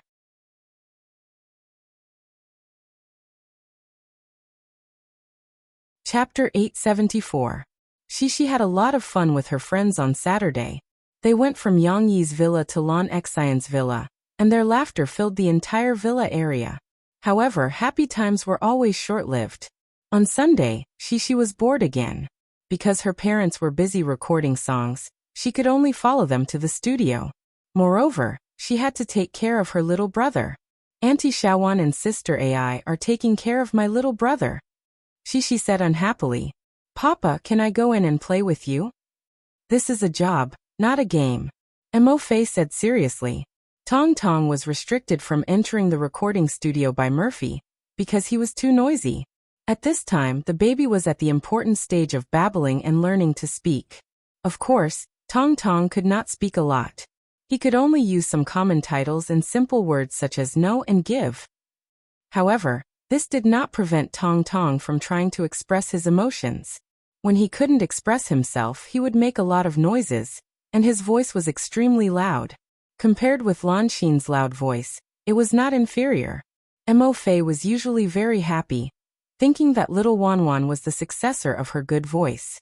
What was more interesting was that not only could Tong Tong chat with the adults and talk to himself, he could also chat happily with the cats and dogs at home. When Steamed Bun played with him, he would imitate Steamed Bun and bark. When Little Guai was bored, he flipped through Tong Tong's sign. When Little Guai was willing to play with him, Tong Tong would happily imitate him and bark. Although he was not very good at it, it could be seen that he was trying his best to bark. Of course, Little Guai would look at him with disdain, as if he was looking at an idiot. However, Tong Tong was still noisy. If they left him in the recording studio, even if he did not go into the soundproof room, he would still scream nonstop when he saw his parents. Yang Yi and Murphy would not be able to concentrate on their work.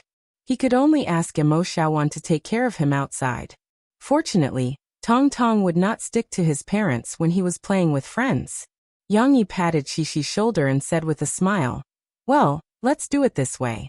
If you can take good care of your brother in the morning, Dad will allow you to go inside in the afternoon and observe Mom's work, okay? Of course, you have to be quiet. You can't talk and disturb your mother." Xishi pouted, thought for a moment, and said, "But I can also be inside now. I won't talk."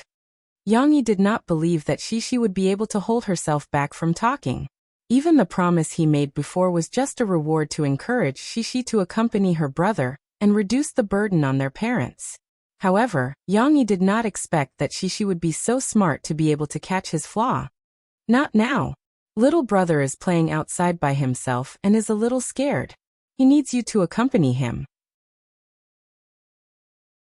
Xishi, you have already grown up. You can also help Mom and Dad with some things.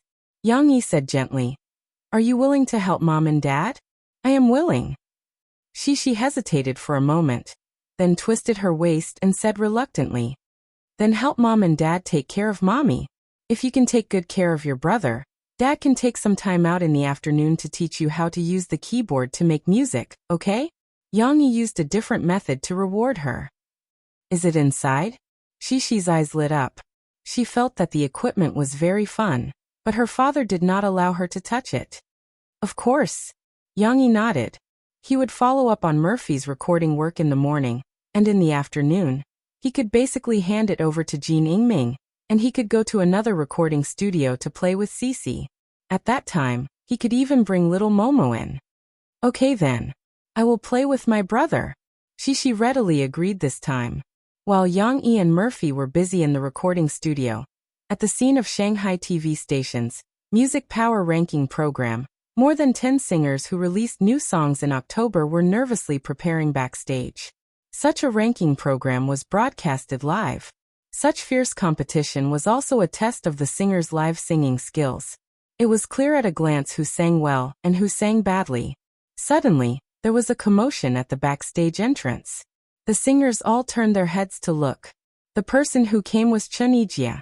Chen Yijie released his first pure Mandarin album in October. Since he had officially entered the Chinese music industry, he naturally had to participate in the ranking programs of the major TV stations to gain more exposure and honor for his songs. For this Mandarin album, Chen Yijie and Tianxiang Records were not allowed to fail. Even if Chen Yijie was a heavenly king in Harbor City and one of the famous coaches of China's The Voice, he still had to put down his pride and give it his all. He had to strive for a dazzling result on his debut album. But Chen Yijie's arrival, in the eyes of this group of singers, was no doubt a giant crocodile breaking into a fish pond. It was not to say that there were no top singers in the Chinese music industry who could compete with Chen Yijie. On the contrary, there were quite a number of S-list singers in the Chinese music industry. There were even some whose singing skills were not inferior to Chen Yijie's. Take Murphy for example. Although she was the weakest and least experienced among these singers, if they were to really compare, her singing skills were definitely comparable to Chen Yijie's. Not to mention Yang Yi, who was a hidden master who did not give himself any results. But among the singers who released their new songs or albums in October, among those who were able to come to the Chinese Music Power Chart today, there was really no one who had the confidence to beat Chen Yijie. However, although Chen Yijie's arrival caused a commotion and discussion, he did not make a big show of it. Chen Yijie only brought along his two assistants. He even smiled and greeted the staff and singers along the way. "Eason, you're so unkind. You're already a coach, yet you're still here to compete with us small singers." A coquettish laughter sounded abruptly from the side. It was Lee Man Man. In the end, she still chose to release her new album in advance.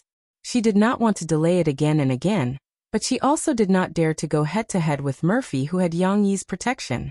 In the end, she braced herself and went head-to-head with Chun Ijia. Of course, she chose to compete with Chun Ijia because she had prepared a backup plan. But this backup plan was not to be used today. Lee Man Man tried to avoid Chun Ijia to participate in the chart show. But she did not expect Chun Ijia to have the time to come to Shanghai for the chart show when he was recording China's Voice in Beijing. Now Lee Man Man's heart was particularly unhappy, and even a little angry, but her face was still piled with a kind smile. Everything showed that she was just joking with Chun Ijia, and also trying to use her beauty to get closer to Chun Ijia. Lee Man Man would not go around making enemies. She was best at putting on a show. If she could numb her opponent, that would be the best. After entering the industry, every singer is actually the same. There is no distinction between big and small. Chun Ijia said modestly in his Mandarin, which was still very common even though he had been trained. "And every time I release a new song, it's a challenge. I also hope to win the recognition of the audience through the show and prove my strength." "Haha, Eason, you're too humble. Your ability is obvious to everyone. No matter what song you sing, it will be very good. Why do you still need to prove yourself?" Lee Man Man smiled. Of course. It's my first time participating in a chart show in China. I don't have much experience, so I'm still a newcomer. I hope everyone can give me more advice." Chun Ijia said seriously. "Oh right, I haven't asked yet. How should I address you?" Lee Man Man's smile froze.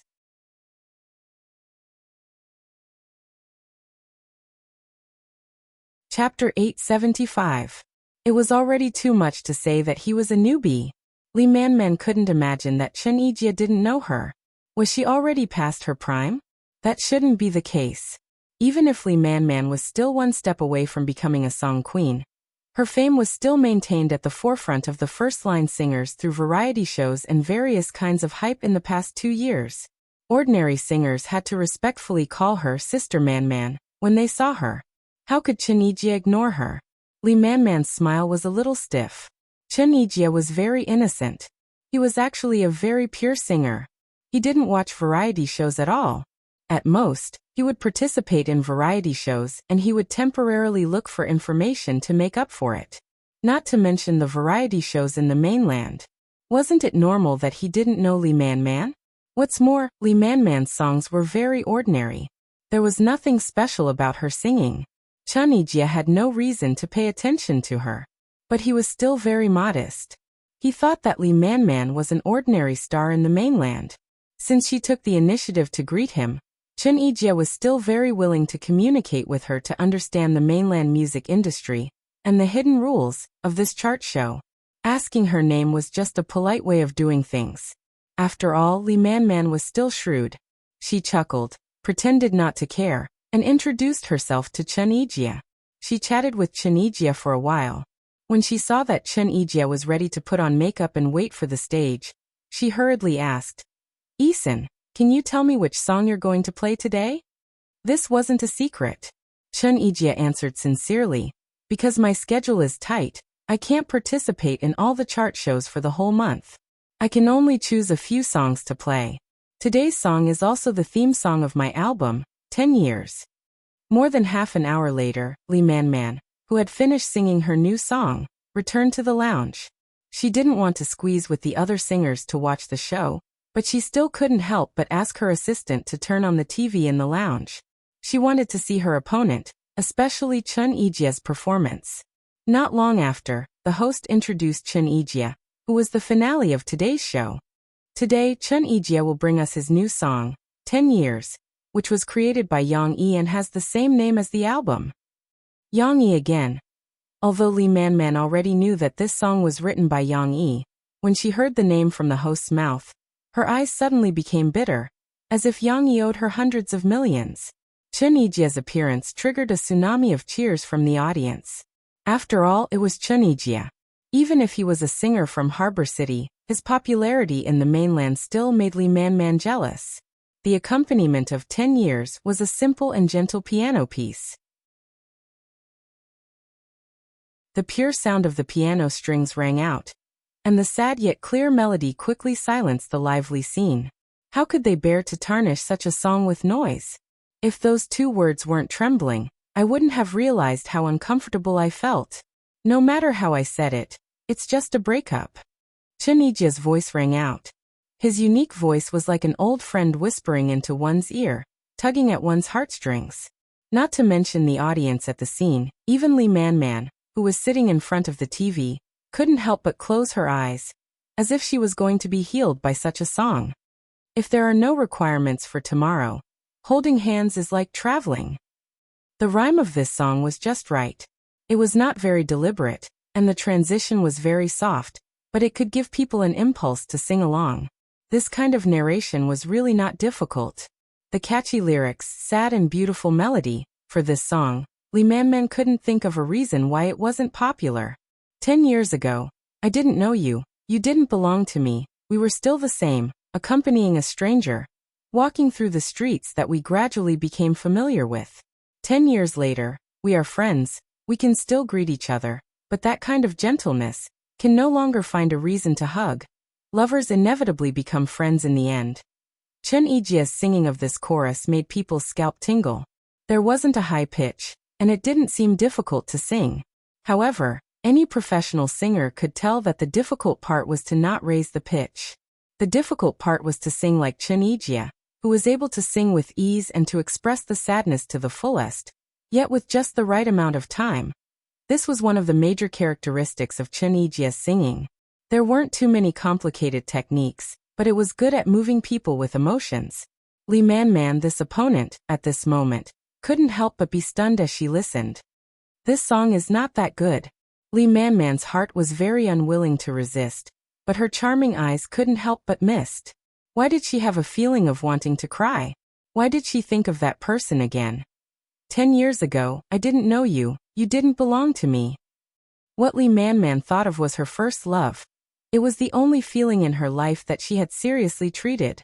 That was when they were in high school. At that time, she was still very simple, and she met him who was equally simple. Although they weren't in the same class, the two of them unexpectedly bumped into each other. He was very gentle to her, and the time they spent together was very beautiful. Unfortunately, Lee Man Man was fancied by her previous agency, and went to the capital to be a trainee, so she chose to break up with them. At that time, Lee Man Man was ruthless. For the sake of her dream, she was ruthless to herself and to others. How is he now? A good person like him should have found someone who loves him again, right? Perhaps he has already married and had a child. Lee Man Man secretly thought. After leaving her hometown, Lee Man Man never contacted him again. She also didn't inquire about him from her classmates. For 10 years, Lee Man Man thought of him for the first time. After all, first love was a louse that couldn't be removed from the heart. It was the most beautiful existence in her memory. Lee Man Man couldn't deny that after so many years, this relationship was still the most beautiful. Not to mention, her feelings were completely out of her control, and it was difficult to talk about it. I was willing to go back to the past. Would he still accept me? Lee Man Man couldn't help but think. But soon she gently smiled bitterly. She couldn't go back to the past. Not to mention that he wasn't with someone else now. Lee Man Man wasn't the same as before. Her vision was a lot higher, and he wasn't a handsome guy. Compared to those little fresh meat in the entertainment circle, he was a bit too old-fashioned. Her thoughts were pulled a little far away. When Lee Man Man came back to her senses, Chun Ijia had just finished singing, and the audience under the stage began to cheer again. Lee Man Man kicked away the topic of love, and her eyes became cold again. She looked at the TV and saw that Chun Ijia was receiving more enthusiastic feedback than her own. Her heart was helpless and unwilling. This competition, I'll let you win, but I'll get back at you.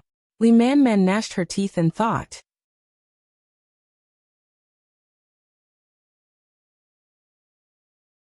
Chapter 876.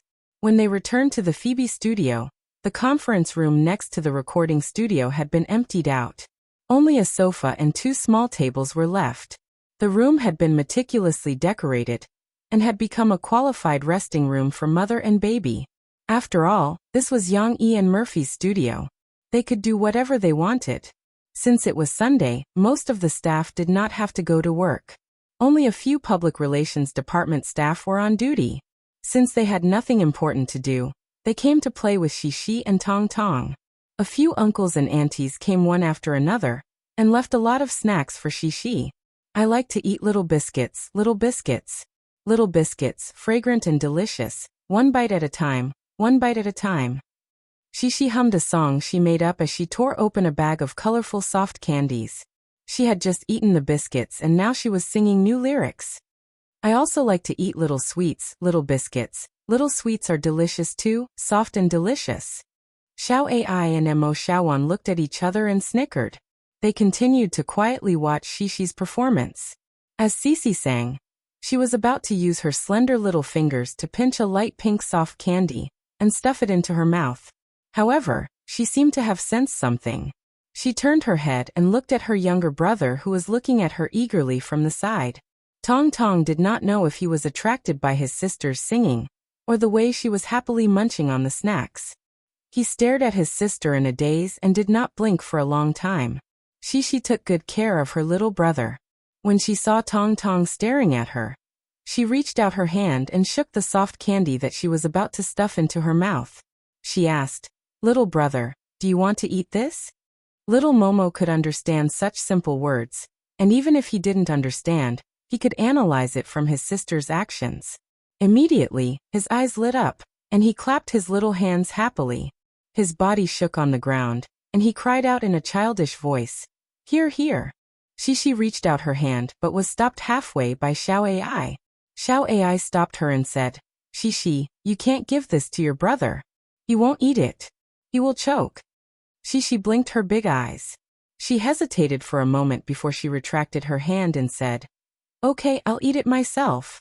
Tong Tong's gaze moved from his sister's hand to her mouth.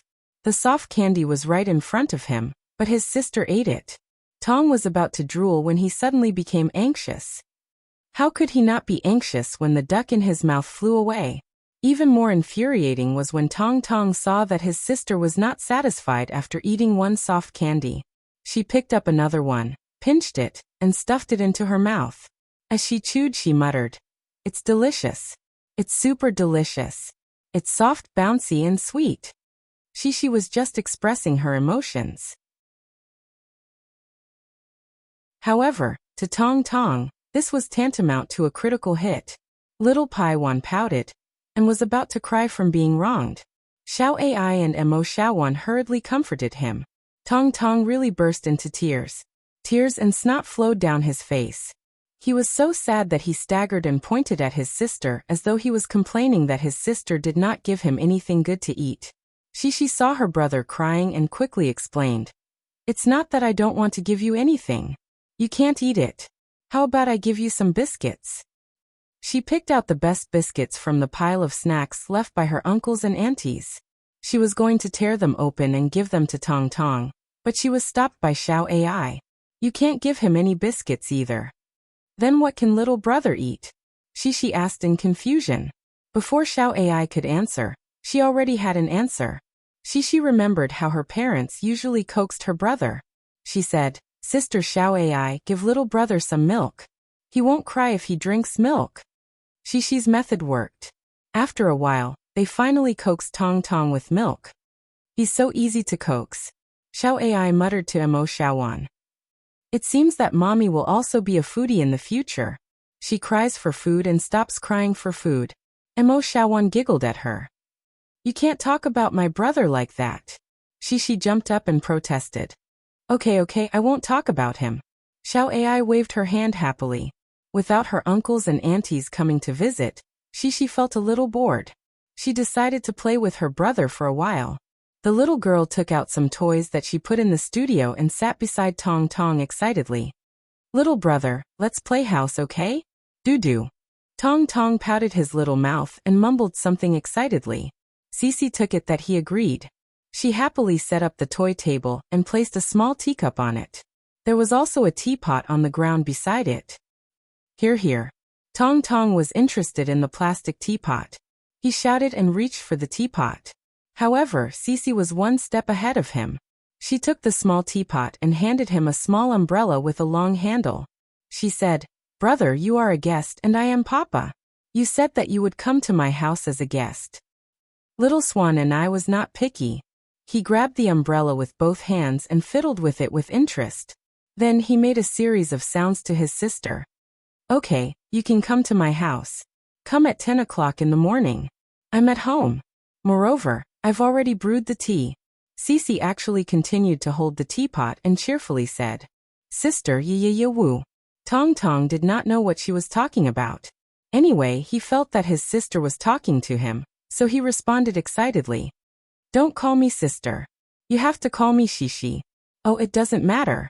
You are a guest, so you have to knock on the door first." Shishi reached out and grabbed Tong Tong's little hand. She raised it and shook it a little before letting go. "Okay, please come in." Shishi made up her own scene and made an inviting gesture. Tong Tong was very cooperative. He continued to wave the umbrella and talk with his sister. "It was raining when you came. It must be very cold. My tea is ready. Let me pour a cup for you." Shishi picked up the small teapot and poured tea into the teacup. Then she handed the teacup to Tong Tong. Little Minghui grabbed the teacup in one hand and the umbrella in the other. It twisted and turned excitedly, and finally both of its hands were raised high in the air. "Cheers. I'll drink with you too." Cece seemed to have understood her brother's meaning. She also picked up the other teacup and raised it with a big smile. Xiao Ai and Mo Xiaowan watched the entire process with their mouths agape. Finally, they looked at each other as the two little guys cried out excitedly. "Do you understand what they are talking about?" Mo Xiaowan asked. She did not know whether to laugh or cry.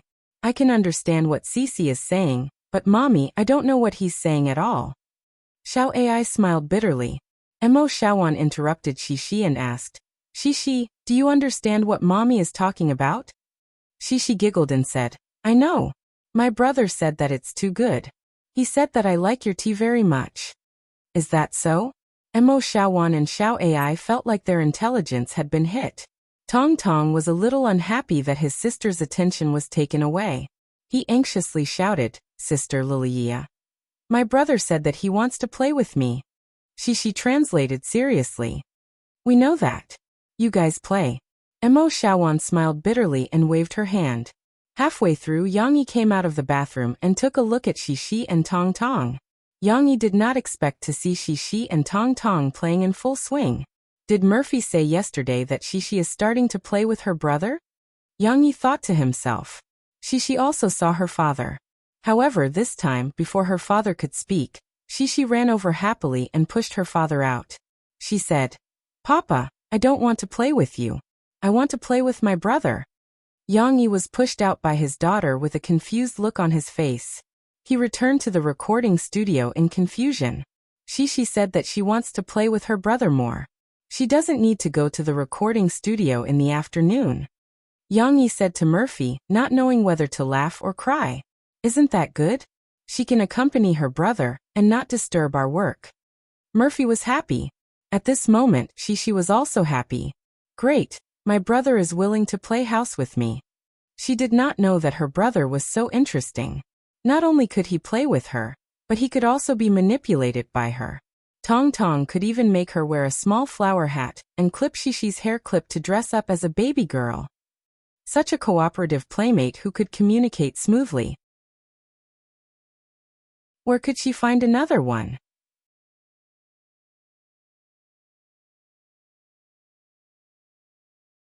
Chapter 877. On Monday, Shishi went to school. As soon as she sat down, Lu Xiaoyu couldn't wait to say to Shishi, "Shishi, you're so amazing. I didn't even know." Shishi blinked her eyes in confusion. "What are you talking about?" In the past, I only told my dad and mom that your grades were very good. Then yesterday, my mom showed me and said that you were very amazing. You even acted in a movie and could dance very well." Lu Xiaoyu tried hard to organize her words.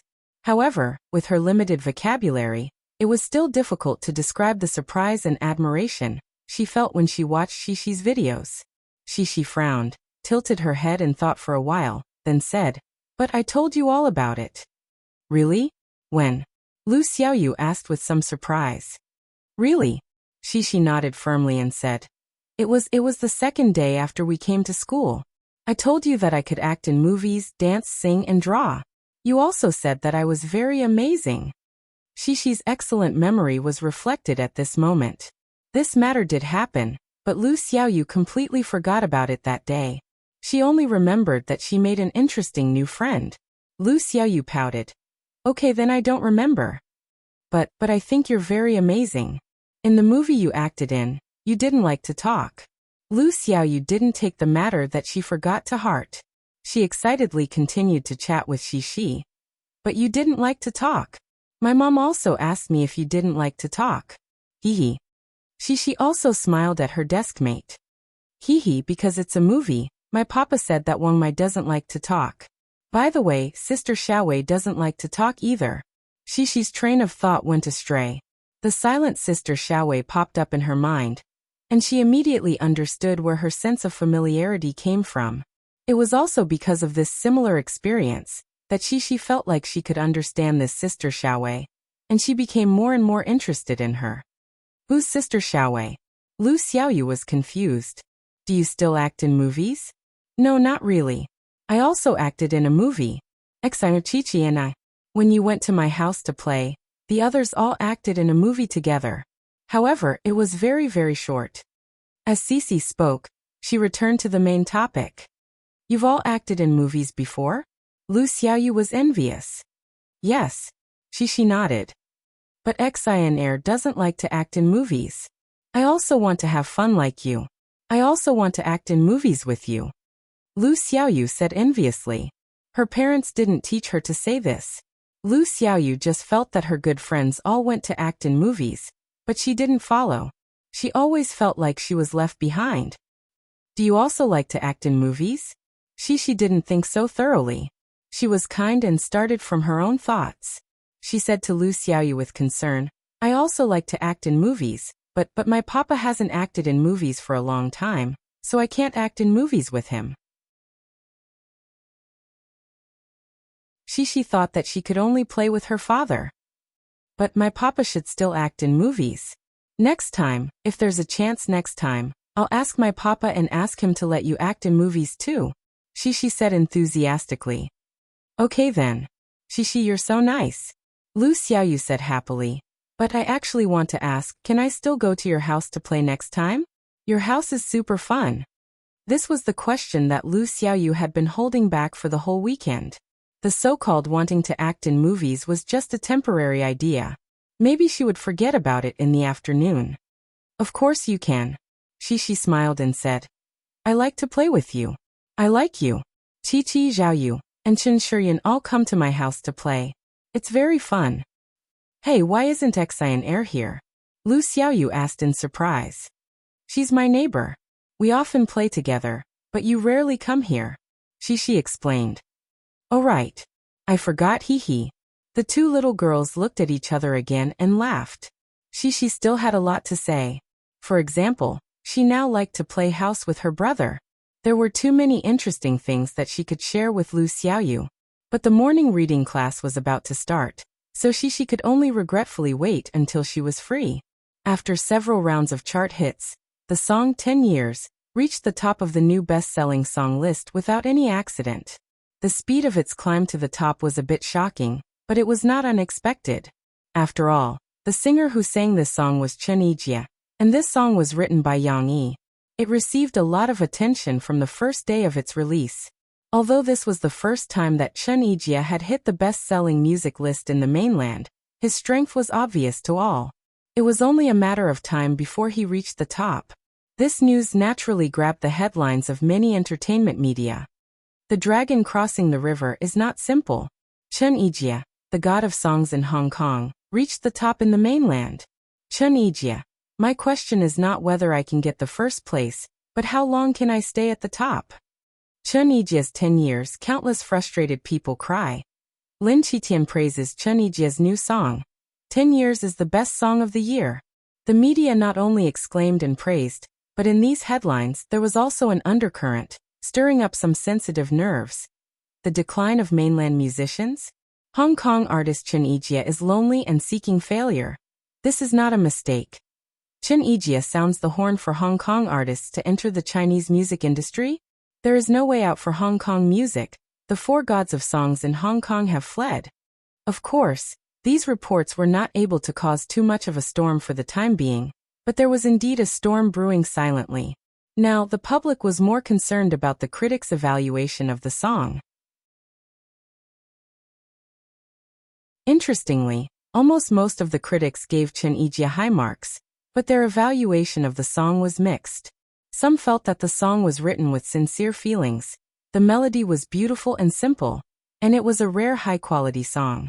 Some felt that the song was ordinary and lacked high-pitched changes in the melody, but Chen Yijia's perfect interpretation made the song amazing. The music review of the well-known music critic, Li Shijian, received the most spread and likes.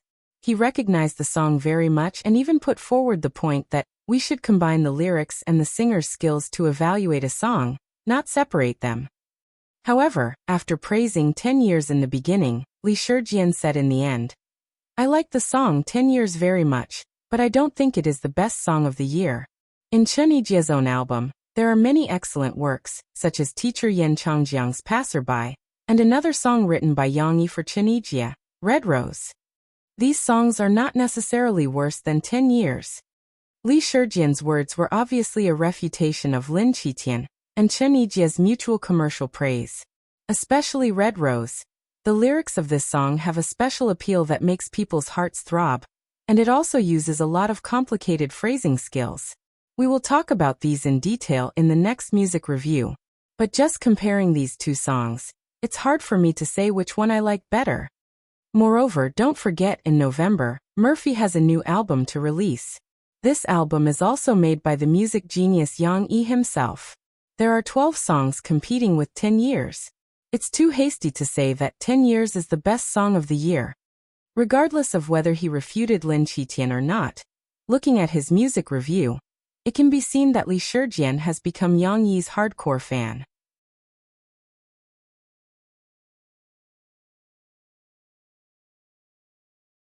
Chapter 878. There was a dance class on Tuesday afternoon. Shishi carried her little dancing shoes and walked briskly to the Student Art Center for class. After greeting a few familiar friends, Shishi and Yang Luoqi gathered together. The two girls whispered to each other as they changed their shoes. At this time, Xia Suqing, the teacher of the lower grade dance class, walked in. Hello, teacher. There were still many polite children who greeted her one after another. Hello, change your shoes first and put your things away. There's no rush. Class hasn't started yet. Xia Suqing comforted the nervous children. She looked around and found Shishi in the crowd. Yang Shi, please come out with the teacher for a moment. Xia Suqing smiled and waved at Shishi. The teacher is calling me. Shishi and Yang Luoqi looked at each other in surprise and quickly followed the teacher's footsteps. Xia Suqing brought Shishi to her office. At this time, there were no teachers left in the office. They either went to class or had already gone back early. Therefore, Xia Suqing had no scruples. She smiled and said, Yang Shi, the teacher didn't know that you had learned to dance before, and you dance very well. No wonder your comprehension was so high when you learned folk dance from the teacher. Shishi looked at her in confusion. She didn't know what the teacher wanted to say. The teacher only saw the video of you dancing this dance this weekend. Xia Suqing danced the basic steps of the Seve shuffle dance on the spot. Shishi understood this time. She smiled shyly at the teacher. Hee, teacher Xia, I danced it. Xia Suqing didn't beat around the bush. She went straight to the point and said, Yang Shi, since you can dance so well, our school will have a dance competition in December. Can the teacher sign you up? Competition? Shishi's gaze shifted back from a piece of art at the side. She had accidentally spaced out just now and asked in a daze. Yes, it's a competition where all the kids in school who like to dance compete together. Of course, it's also divided into lower grades and upper grades. You'll compete with your classmates from the first, second, and third grades to see who can dance the best. Xia Suqing smiled as she continued. If you agree, I'm prepared to combine the dance that you performed on the video with the folk dance that we're learning and rearrange it before submitting it to the competition. This time, Shishi listened carefully and understood what the teacher meant. A dancing competition? Shishi asked in surprise. Teacher Xia, will there be a great prize? Shishi was not a competitive child. However, she was still very interested in competitions because her concept of competitions was limited to the handicraft competition she had participated in during the parent-child activities in kindergarten. She always felt that there was a possibility of winning a prize by participating in a competition. Shishi was not a collector of rankings. She only liked to collect prizes. Even if it was just a little red flower, it would be fine. Yes, if you win there will be a prize. Xia Suqing nodded and said hesitantly. Xia Suqing found it hard to say because she remembered that the prizes for the first, second, third, and even the winner's prizes were all notebooks. Notebooks of different specifications. At most the top 3 would get a certificate as a souvenir. Okay then. I want to participate. I want a prize. Shishi replied energetically. Xia Suqing breathed a sigh of relief and smiled. Shishi was willing to participate in the competition, and she signed up as Shishi's instructor. If Shishi got a good result, she as the dance teacher would also benefit from it. Although Xia Suqing was indeed a little selfish, she was not selfish. She just wanted to get a good result, so that she could get a higher bonus at the end of the year. If she could get a higher salary, that would be great. After returning home, Murphy heard Yang Yi relay Shishi's words and asked in surprise, "You're going to participate in the school's dance competition?" Shishi had just jumped onto the sofa to play with her brother. When she heard her mother's question, she was leaning her head against the back of the sofa and kicking her little feet on the soft sofa. She held her belly and stuck out her little butt. After a while, she rolled over and looked at her mother with her fluffy hair. She smiled and said, "Yes. My baby is also participating in the competition." Murphy walked over and hugged Shishi intimately. She kissed her on the forehead and said with some emotion, "Time flies. When I was young, I also participated in the competition. It feels like it was only yesterday, and now it's your turn." Mom also participated in the competition? Shishi asked curiously. Yes, about the same as you. Mom was still in the United States at that time. When she was young, she participated in many competitions, such as dancing, singing, and playing the violin. She even appeared on TV because of it, but it was only on a small local TV station. Murphy smiled. Mom is so amazing. Shishi looked at her mother in surprise. Mom, do you have a lot of awards? Not a lot, hee. I just put a cabinet in your grandpa's house. Murphy said proudly. I forgot to show it to you when I went back last time. I won a lot of awards too. Shishi was envious. It doesn't matter if you don't get an award. The competition is about participation. Shishi, don't put too much pressure on yourself. Yang Yi walked over and glanced at Murphy. He said in a reproachful tone. Mom, don't mislead Shishi. What's the point of participating in so many competitions?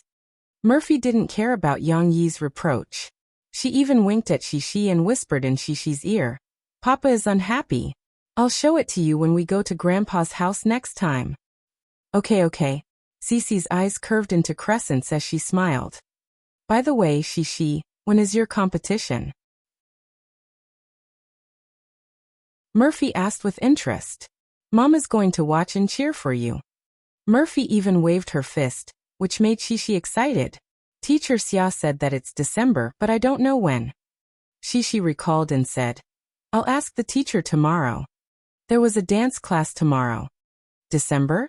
Murphy hesitated. She would be busy in December because she would release a new album at the end of November. December was the intensive promotion period. However, Murphy saw Shishi's expectant eyes. She touched her head and said with a smile, Well, Mom will go. You go and ask the teacher first to confirm when the competition is. Mom asked Aunt Xiaowan to arrange the time, so that we can watch your competition on this day. Okay. Mom and Papa will come to watch my competition. Shishi danced with joy. Dad will definitely go. You can rest assured. Although Yang Yi didn't want Shishi to participate in too many competitions, he still wanted to watch his daughter's competition. At this time he solemnly promised.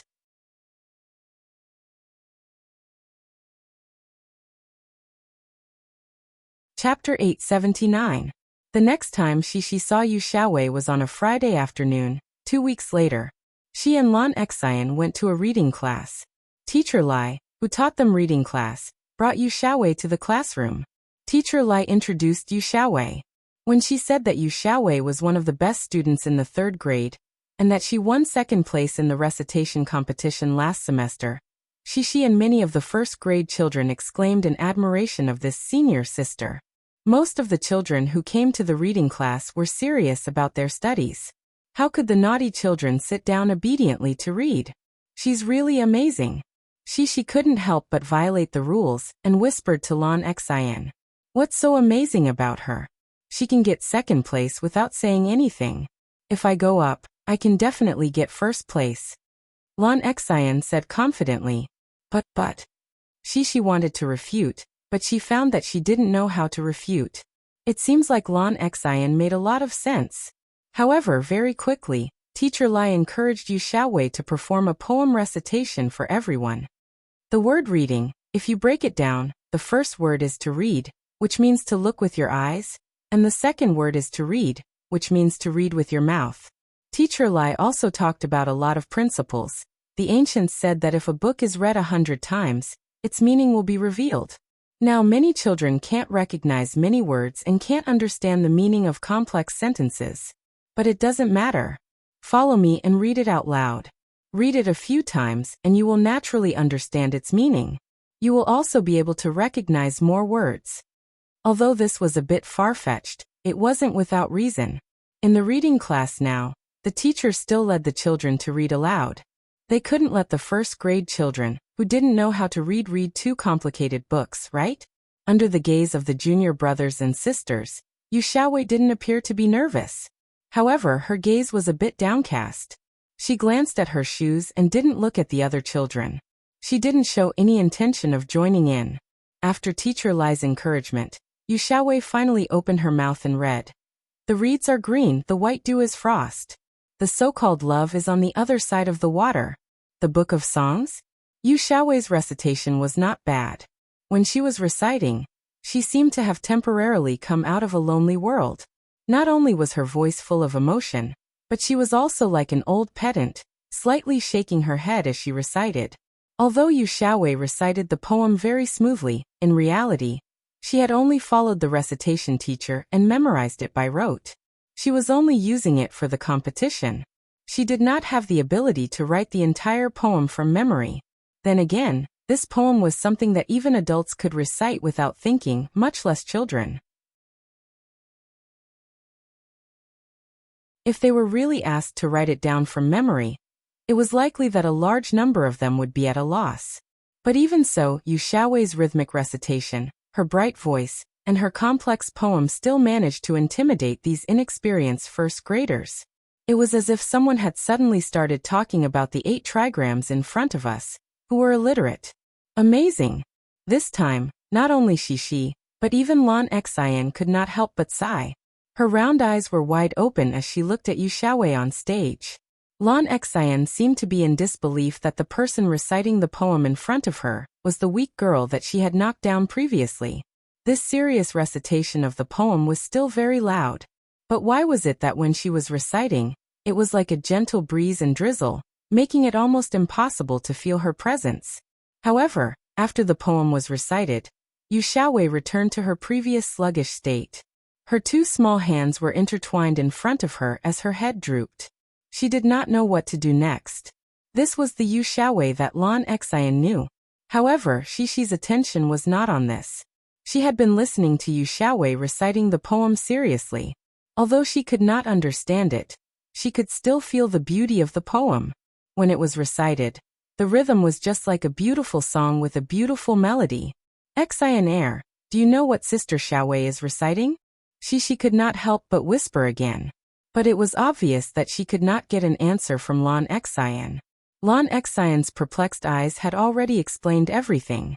What made Shishi unbearable was that Teacher Lai did not explain the meaning of the poem to them. She let Yu Xiaowei sit in the empty seat below and join the other juniors for a first-grade reading class. Was the poem that student Yu Xiaowei recited nice? That's right. When we read out articles, we should also learn from her. We should not read for the sake of reading. We should add some emotional content to it. This way, it will be easier for us to understand the meaning of these articles. Alright. Next, please turn to page 38. Today we will read this modern poem together. Teacher Lai continued with her class, but Shishi sat in her seat. She was tormented by her own curiosity, as if 100 claws were scratching her heart. This was the first time she had encountered such a situation. She liked this poem when she heard it, but the teacher did not tell her the meaning. If other children did not understand, then they did not understand and did not mind. But Shishi was different. In the past at home, her father would patiently answer all her questions. Her thirst for knowledge would always be satisfied. Now that it was no longer the case, of course she felt uncomfortable. Asking the teacher might be a good choice, but she had to listen to the class obediently and not interrupt the teacher's class. This was against the class discipline. When school started, Teacher Li had told her and the other students about the primary school rules. With great difficulty, Shishi waited until the class ended. The little girl hesitated for a moment, but still mustered her courage and walked up to ask the teacher, "You want to know the meaning of the poem that Yu Xiaowei recited?" Teacher Lai was a little surprised and a little embarrassed as she asked. Actually, at this moment, Teacher Lai was a little guilty. Without any preparation, she really could not recite the meaning of the poem. She might not even be able to recite the whole poem. That's right. Shishi's big eyes were filled with urgent expectation. Luckily, Teacher Lai had her ways. She patted Shishi's shoulder and said gently, "You're still young and don't understand classical Chinese. It's useless for me to tell you now. In the future, when you learn more words in these, you'll be able to understand the meaning of this poem." After saying that, Teacher Lai called the children out of school. This reason seemed to contradict her previous theory of emphasizing on studying more, but Shishi could not find any fault with it.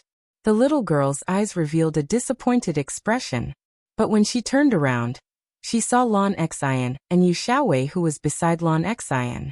That's right. There's also Sister Xiaowei. Shishi suddenly became happy. In her heart, the senior big sister must know a lot of things.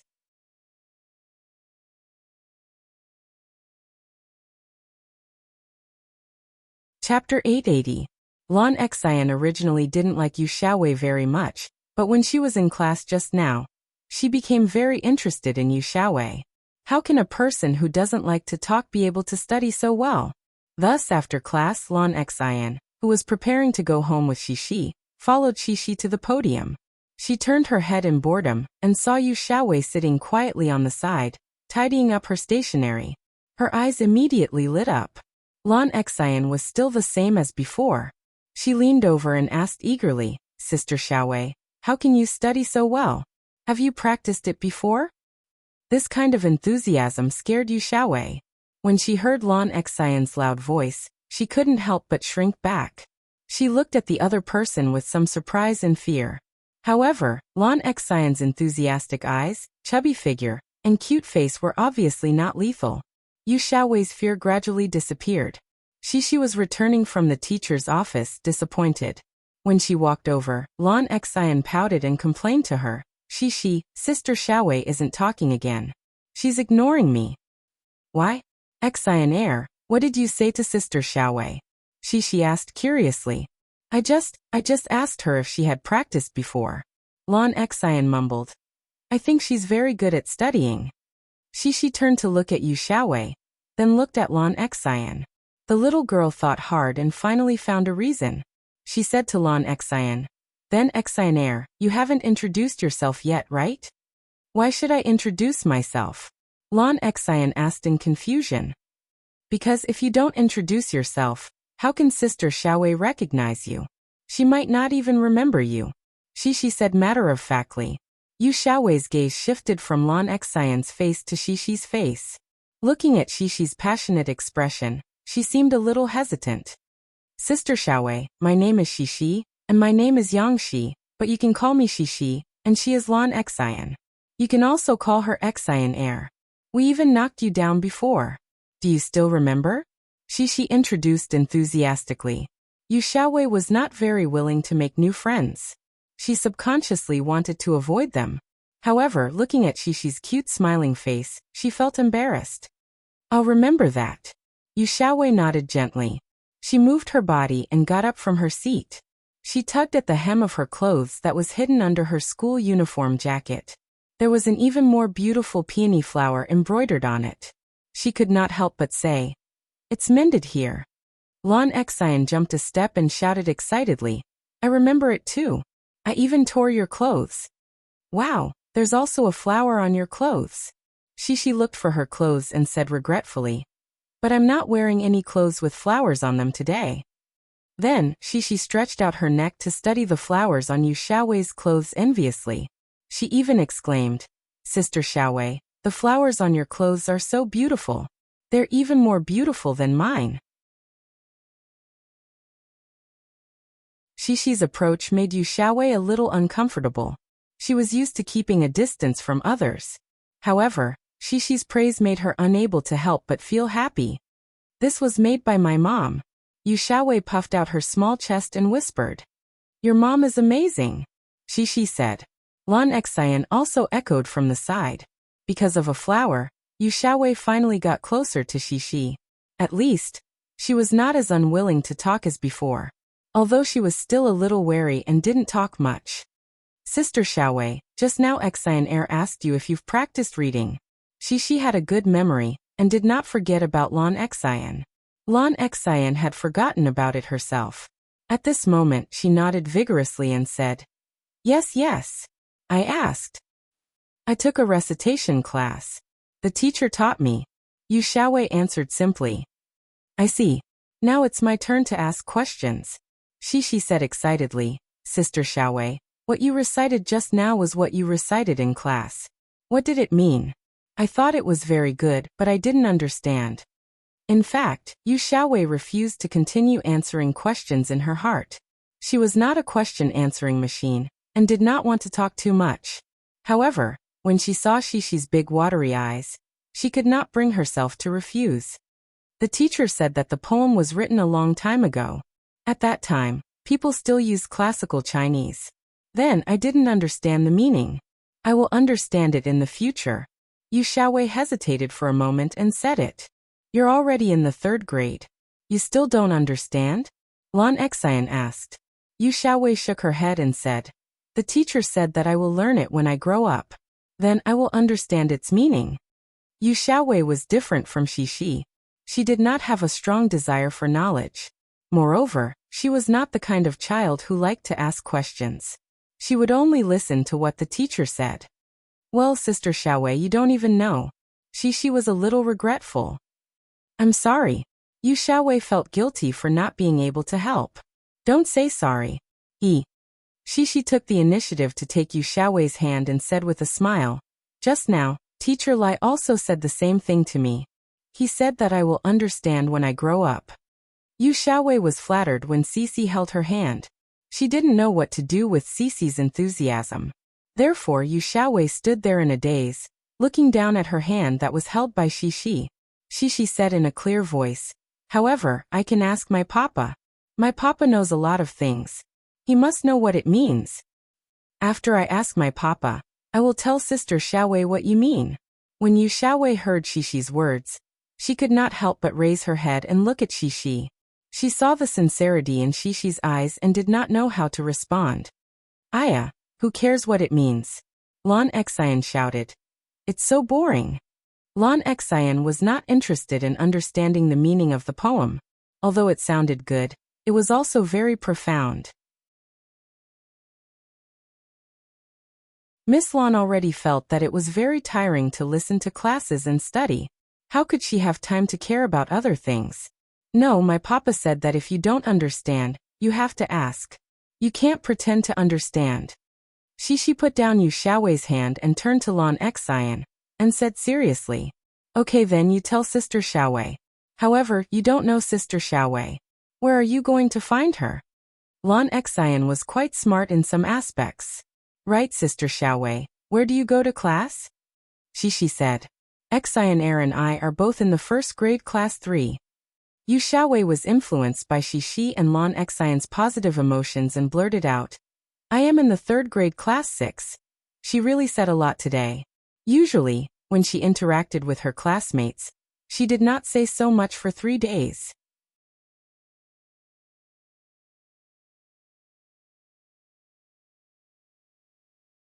Chapter 881. Yu Xiaowei didn't know how she got out of school. She was a little dizzy from Shi and Lan Xian's incessant chatter. However, her mood was unprecedentedly good. How could she describe this feeling? It was as if a tightly shut window had been quietly opened by a small crack. The spring breeze outside the window was cool and refreshing, with a sweet floral scent. Yu Xiaowei definitely couldn't figure it out. However, when her footsteps stopped, she realized that her mother wasn't bringing her to the bus stop. Yu Xiaowei turned her head and looked at her mother in confusion. Yuing also turned her head and looked at her with a smile. She said, Xiaowei, look, Mom bought a car. In front of her, a cream-colored lady's motorcycle was parked by the side of the road. It was brand new, as if the metal frame of the rearview mirror was shiny. The motorcycle wasn't big. After all, it was a lady's motorcycle. It was petite and cute, which was very likable. Yu Xiaowei's face revealed a trace of surprise. She walked forward 2 steps gently, then turned her head and looked at her mother. It seemed that she still couldn't believe it. Yes, this is our car. Yu Ying's tone had a trace of pride. This morning, Mom and your grandma went to buy it. We don't have to squeeze in the bus anymore. Yu Ying was indeed a little rich now. The first volume of her Little Bubu's Adventure picture book had been printed and sold to major bookstores and Sahara Online Mall for sale. Of course, she was just as the editor when Xiefeng said earlier. She wasn't as lucky as Tang Nai. When her work was released, the publishing house didn't arrange any press conference for her. However, the story of Little Bubu's Adventure was indeed much more exciting than I Have a Dream. After a week of marketing, Little Bubu's Adventure quietly squeezed into the top 20 children's books sales chart of Sahara Online Mall. This was definitely an excellent result for a newcomer's new work with no experience. With this level of sales, Wen Xiefeng told Yu Ying that her monthly income would be about 600,000. This was only the income from Sahara Online Mall. When she heard the news yesterday, Yu Ying couldn't believe her ears. Her dream had just started, and she had already exceeded her expectations. One had to know that her initial desire was to earn a few $100,000, or even a few $1 million from a single book. But now, it seemed that her book, this series of picture books, a total of 4 books, would bring her more than a few $1 million in profit. Yu Ying didn't dare to think about it any further. She was afraid that it was just a bubble that would burst with a single poke. Of course, the settlement of the publishing house was also once a month. Yu Ying's first month's income and how much she would receive after tax would only be known next month. However, she could still use her previous savings to buy a means of transportation for her family. It could also be considered as a reward for her hard work for so long. By the way, Yu Ying was still working at the restaurant. Although she had officially resigned, she still had to finish it this month. Not to mention that her 1 month's salary was not even a fraction of the money she earned in the Sahara Online Mall. Yu Ying was afraid of being poor. Even if she made a lot of money, she would not be reluctant to give up a small amount, let alone her 1 month's salary. Besides, she also wanted to finish it well. She had to hand over to the new lobby manager and not delay the operation of the restaurant. After all, the previous owner and staff of the restaurant were really good to her. Yu Ying saw her daughter's surprised look and smiled. She unlocked the door and got on the car. Then, she patted the seat in front of her and asked Yu Xiaowei to get on the car. She also intimately put on the helmet for her. Yu Ying specially bought a children's motorcycle helmet for Yu Xiaowei. It was bright yellow and had the pattern of Yu Xiaowei's favorite cat on it. Pink was also good, but Yu Ying felt that bright yellow was brighter and could give people a positive influence. Do you like it? Yu Ying asked with a smile as she buttoned the helmet for her daughter. I like it very much. Yu Xiaowei's head was buckled in the helmet as she replied in a muffled voice. Yuing was a little surprised. She didn't expect her daughter to speak outside. She thought that Yu Xiaowei nodding was already good enough. Of course, Yuing didn't think too much about it.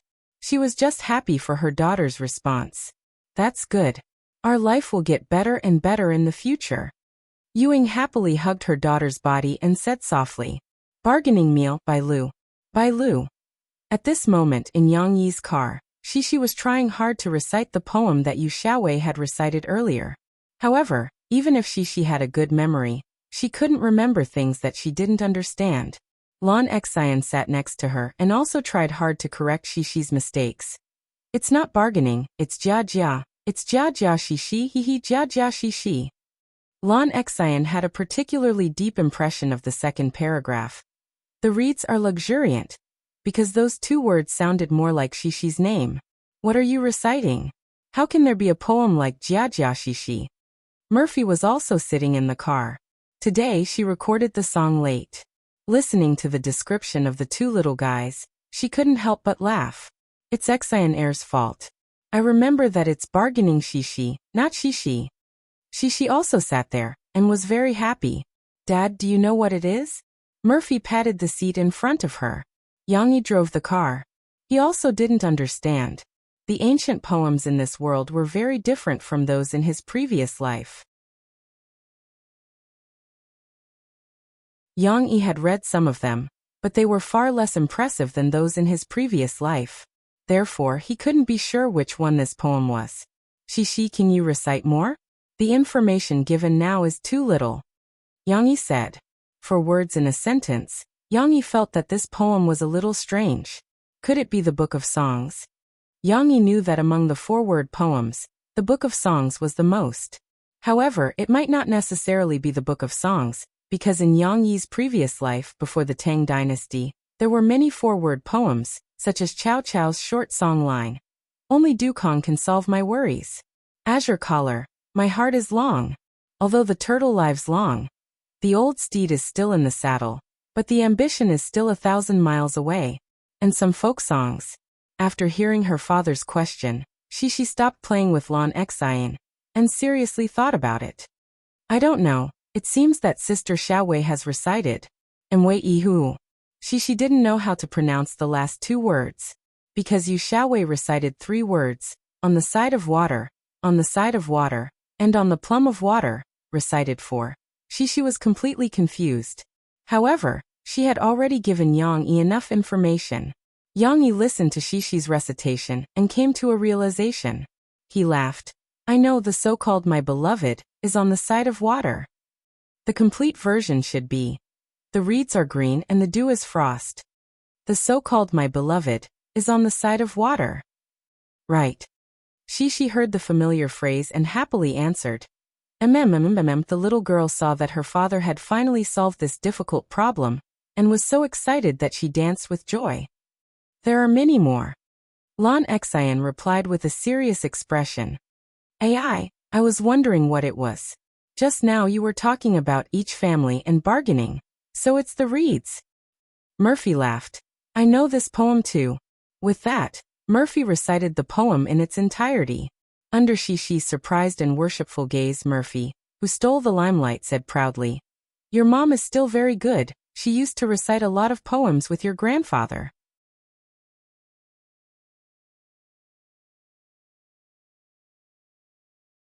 Chapter 882. Although Yang Yi didn't know anything at the beginning, his education of Xixi was still considered pretty good. While he did everything himself, he was also good at learning. He combined various educational concepts to encourage Xixi to be more tolerant in learning and experiencing the splendor of different cultures. This kind of education method could be said to be very modern. However, it wasn't without its shortcomings. For example, his education of Xixi rarely involved traditional Chinese culture. Other children could recite poems at the age of 3. For example, Nan Zhaoyu. Although this little boy was shy, he could definitely be called a top student when it came to poetry and painting. However, even though Xixi could speak many foreign languages fluently, she couldn't recite many ancient poems. It wasn't that Yang Yi discriminated against traditional Chinese culture. There were many reasons for Xixi situation. On the one hand, Yang Yi didn't have a deep understanding of this world's traditional Chinese culture. Even if the development of the culture was similar, first poetry, then lyrics, then music, and finally 100 schools of thought, Yang Yi almost couldn't recognize the works after the Three Kingdoms. He didn't even have the confidence to understand them, so how could he use them to teach Xixi? Of course, this reason didn't have a deep impact. The deeper impact was discovered by Yang Yi in his research of many modern educational concepts. Many educational experts believed that it wasn't advisable to let children recite ancient poems at such a young age, especially before the age of 3 or 4. This was because reciting poems didn't have any benefits for children at this stage. They were too young and couldn't understand the beauty of these poems. On the contrary, if it were children other than Xixi, their memory wouldn't be good enough. They could only imitate and memorize by rote. This kind of forced memorization would cause a certain degree of damage to their brains. Furthermore, forcing children at this age to do things they didn't like to do would also cause them to have a conflicted mentality. Even if they could recite some poems, it would be with impatience. Over time, they would form an impression that they hated poems. In the future, when they could understand poems, they might not be willing to learn them. In addition, don't assume that children at this stage have a good memory and can memorize many poems. In the future, they will understand the beauty of these poems. When children reach the age of 4, their memories would be reshuffled. Very few children could still remember things that happened before they were 4 years old. Even for Xixi, who had a good memory, her memories before she was 4 years old had gradually become blurry. It was also because of these reasons that Yang Yi forgot to train Xixi in this aspect. That's right, he really forgot. This was because Xixi was already 6 years old. No matter what, she had developed a part of her ability to understand. She had reached the age where she could recite poems. Now, through the rearview mirror, Yang Yi saw Xixi excitedly asking her mother to recite poems from the Book of Songs. That was when he suddenly remembered. It was time to teach Xixi something unique to the Chinese. In addition, Yang Yi also remembered that because of the old man's reprimand, he had stopped letting Xixi learn martial arts for 2 years. Xixi had already started learning to dance. There was no reason why she couldn't learn martial arts. While Yang Yi's imagination was running wild, Murphy was proudly showing off some simple poems that she remembered to Xixi. Xixi admired and said happily, "Mom, you're so awesome. But the poem that Sister Xiaowei is reciting, what does it mean?" This was what Xixi couldn't forget. What does it mean? The meaning is very simple. It's very good. Murphy seemed to be stuck and couldn't say it. That's right. Everyone knew the gist of this poem. There's a girl you like on the other side of the water. But if you really asked Murphy to summarize the gist of it, Murphy realized that she only knew half of it. Not to mention translating it. What is a reed? Murphy didn't know what to say. Yang Yi, can you tell your daughter the meaning of this poem? Murphy could only ask Yang Yi for help, ashamed. This is complicated to explain. You have to explain it word by word, and then understand the whole sentence. Yang Yi came to his senses. He smiled and said, "Xixi, I'll talk to you about it when we get home, okay?" Sure. Xixi smiled sweetly. She didn't care, but she still cared about her little friend. But Xian Air can't hear it. I want to go home for dinner. Xixi, you can just tell Sister Xiaowei. Lan Xian was still not interested. Hey, is this Sister Xiaowei the one you met last time? Murphy was curious. Yes, our teacher asked Sister Xiaowei to read to us today. She's a nice person and speaks well. Xixi and Lan Xian said at the same time. I remember you said last time that she didn't like to talk. Yang Yi smiled. She did. Xixi cried. She spoke later. Lan Xian also nodded seriously. If she didn't speak, Lan Xian didn't like to be friends with her. Now it was much better. Although it was Friday night and there were still 2 days off tomorrow, Yang Yi still asked Xixi to finish her homework first. After dinner, when they came back from a walk, his small sinology class slowly began. There was no need for too complicated equipment. Yang Yi only took out a large whiteboard from the storage room, took a whiteboard pen, and started the class for Xixi in the living room. Her father's class was always very interesting. She didn't get bored. She sat in front of the small desk where she did her homework early and happily watched her father write down the poem, Wind of Chine, Reeds and Mountains, on the whiteboard.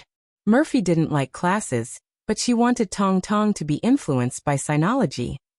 She hugged Tong Tong and sat on the sofa near Shi. However, Tong Tong couldn't sit still. He wanted to crawl outside. Unfortunately, how could he escape from his mother's 5 fingers? This poem comes from the Book of Songs, which is the earliest collection of poems in our country. Its poems were all created more than 2,000 years ago, and were written by many unknown authors. It can be said that it has a very long history. Yang Yi briefly introduced its history. A very long time ago? She thought of the fairy tales her father told her. Is it even longer than Sun Wukong? It can't be compared, but it's all in ancient times, Yang Yi said with a smile. When it came to the meaning of the poem, Yang Yi first drew a bunch of reeds and a pool of water behind them on the whiteboard with a whiteboard pen. It had to be said that Yang Yi's simple brush painting skills had been trained by telling stories to Cici over the past few years, and he had reached the point of perfection. With just a few strokes, he had painted the reeds with both form and spirit. Jianjia means reeds that haven't grown yet. This is a type of grass that grows by the river or in the swamps. When they grow up, their ears will have hair that is as soft as the tail of a steamed bun. Yang Yi tried his best to make it more vivid, so that it would be easier for Shi to accept. Actually, these few lines, Jianjia green, Jianjia green, Jianjia green, Jianjia green, Jianjia green, all express the same meaning. Green, luxuriant, and green are all words that ancient people used to describe reeds, grasses, or the rice that your grandfather planted. These are all words that ancient people used to describe reeds, grasses, or the rice that your grandfather planted. Yang Yi smiled and underlined the 3 lines of the poem.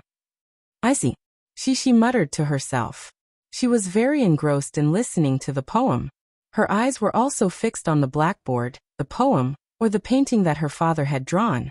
Perhaps in her mind, a beautiful picture had already taken shape and was slowly unfolding.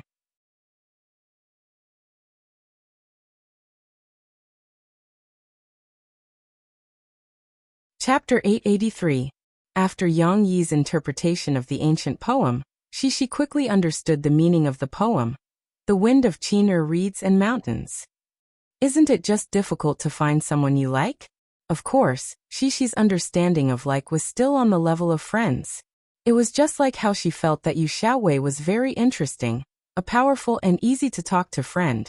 Yang Yi didn't analyze the deeper meaning of the ancient poem too deeply.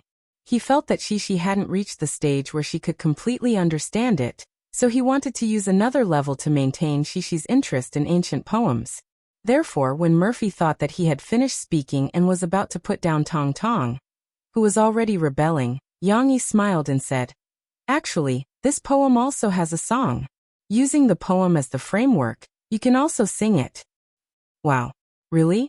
Shishi was like a little fangirl. She held her small hands and looked at her father with admiration. How does my father know everything? He's really too amazing.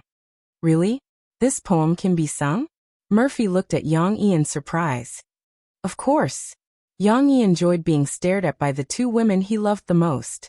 Naturally, he couldn't help but want to show off his skills. There was a small problem. There was no piano at home, because they had to make room for Tong Tong's castle to play in. And because Yang Yi and Murphy spent most of their time in the studio, there was a performance-level piano in the studio, so they didn't buy a piano at home. They didn't like upright pianos. But this wasn't a problem for Yang Yi. He gestured to Shishi and Murphy to wait for a while, then ran up to the 3rd floor and took down the electronic piano from the small studio. It's not a piano. The sound quality is a bit worse. Yang Yi looked up and smiled. The electronic piano wasn't without its benefits. For example, it could adjust the volume.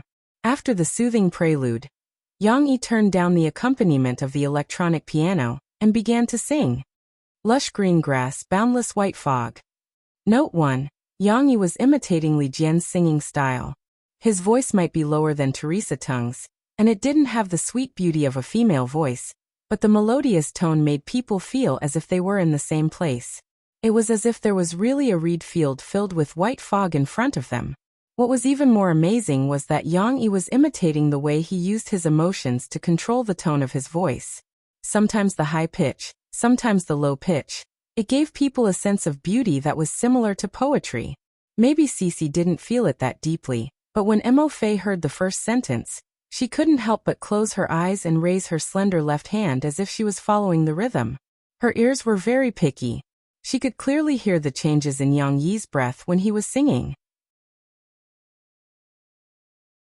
It was also because of this that Yang Yi used his endless breath to easily control the weak part of the first few lines of the song. He didn't stop singing halfway. But it was also because of this switch between strong and weak tones that the poetic scrolls slowly opened up in her mind along with the song.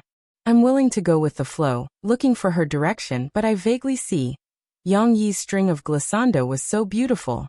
Murphy's body trembled slightly, as if there was a surge of energy, as if she wanted to hum along with him. She's in the middle of the water. The pronunciation of the next line was so special that Murphy couldn't help but open her eyes. She wanted to understand how Yang Yi could infuse the word middle with such inspiration. Of course, the lyrics had already been sung. Murphy looked at Yang Yi's eyes, and there was only an unconcealable love left. The following repetition lost some of its freshness. Only the interaction between Yang Yi and Shishi's head was left. Murphy didn't close her eyes again. She calmed down and enjoyed the gentle beauty of the song. There's a beauty on the other side of the water. The last line was supposed to have a little bit of a return after the high notes, and even a sense of emptiness that gradually drifted away. But Yang Yi forgot to sing it. After all, he was singing in front of his family. He was eager to get the praise of his daughter and wife, so he ended it a little sloppily. How is it? Yang Yi released the keys and asked with a smile. How is it? When the sound of the electronic piano ended, Yang Yi released the keys and withdrew his hands. It's good. She couldn't wait any longer. She clapped her little hands and called out crisply. She looked at her father with big sparkling eyes, as if there were little stars in them that were about to jump out. Haha. Yang Yi raised his eyebrows at his daughter and laughed happily. She sat in her seat and didn't jump up and down for a while. But she also learned from her father and squinted her eyes, giggling nonstop. It's really good. Murphy also sighed with emotion. I'm thinking, in the past, did the ancients also sing with this kind of rhythm? It's so beautiful. It has a very strong ancient feeling. I'm not sure if the ancients also sang like this. Yang Yi smiled at Murphy. But this song is indeed an ancient song. And in fact, I'm not the best at singing this song. Its tune is more suitable for a female voice. Wasn't that right? Even though Li Jian's cover was a classic, even though Teng Lijun only sang a cover, her version was definitely the best. One must know that in 1980, she released a record with the same title. Not only was it a platinum record, but it was also recognized by fans as the one with the best singing. The original singer, Gao Lingfeng, later said on a variety show that after listening to Deng's version, she even forgot that she was the original singer. When she remembered, she felt ashamed that her singing was really bad. Is it really suitable for a female voice? It's really, but I haven't tried it yet. Murphy was surprised at first, then she fell into a state of deep thought. When you have time, you should practice this song too. Yang Yi encouraged. Of course, Murphy's voice was very different from Deng's. Yang Yi didn't think that Murphy could sing with the same feeling as Deng's. Moreover, Murphy also had her own understanding of the song. Yang Yi was looking forward to Murphy's version. He didn't know if it could surpass the classic. I want to sing too. She didn't want to be left out, so she raised her small hand. Yang Yi and Murphy looked at each other and laughed. You can sing if you want. Dad can teach you to sing now. Didn't you say that you wanted to tell the meaning of this poem to Sister Xiaowei? Maybe it'll be more interesting if you sing it to her. Yang Yi said. Dad just said it casually, but Shishi's eyes lit up. Yes. Why didn't I think of that? The little girl could even draw inferences. She counted with her fingers and said happily, I can also sing it to Exine Air. Because she thinks that Sister Xiaowei's singing is good. I can sing very well too.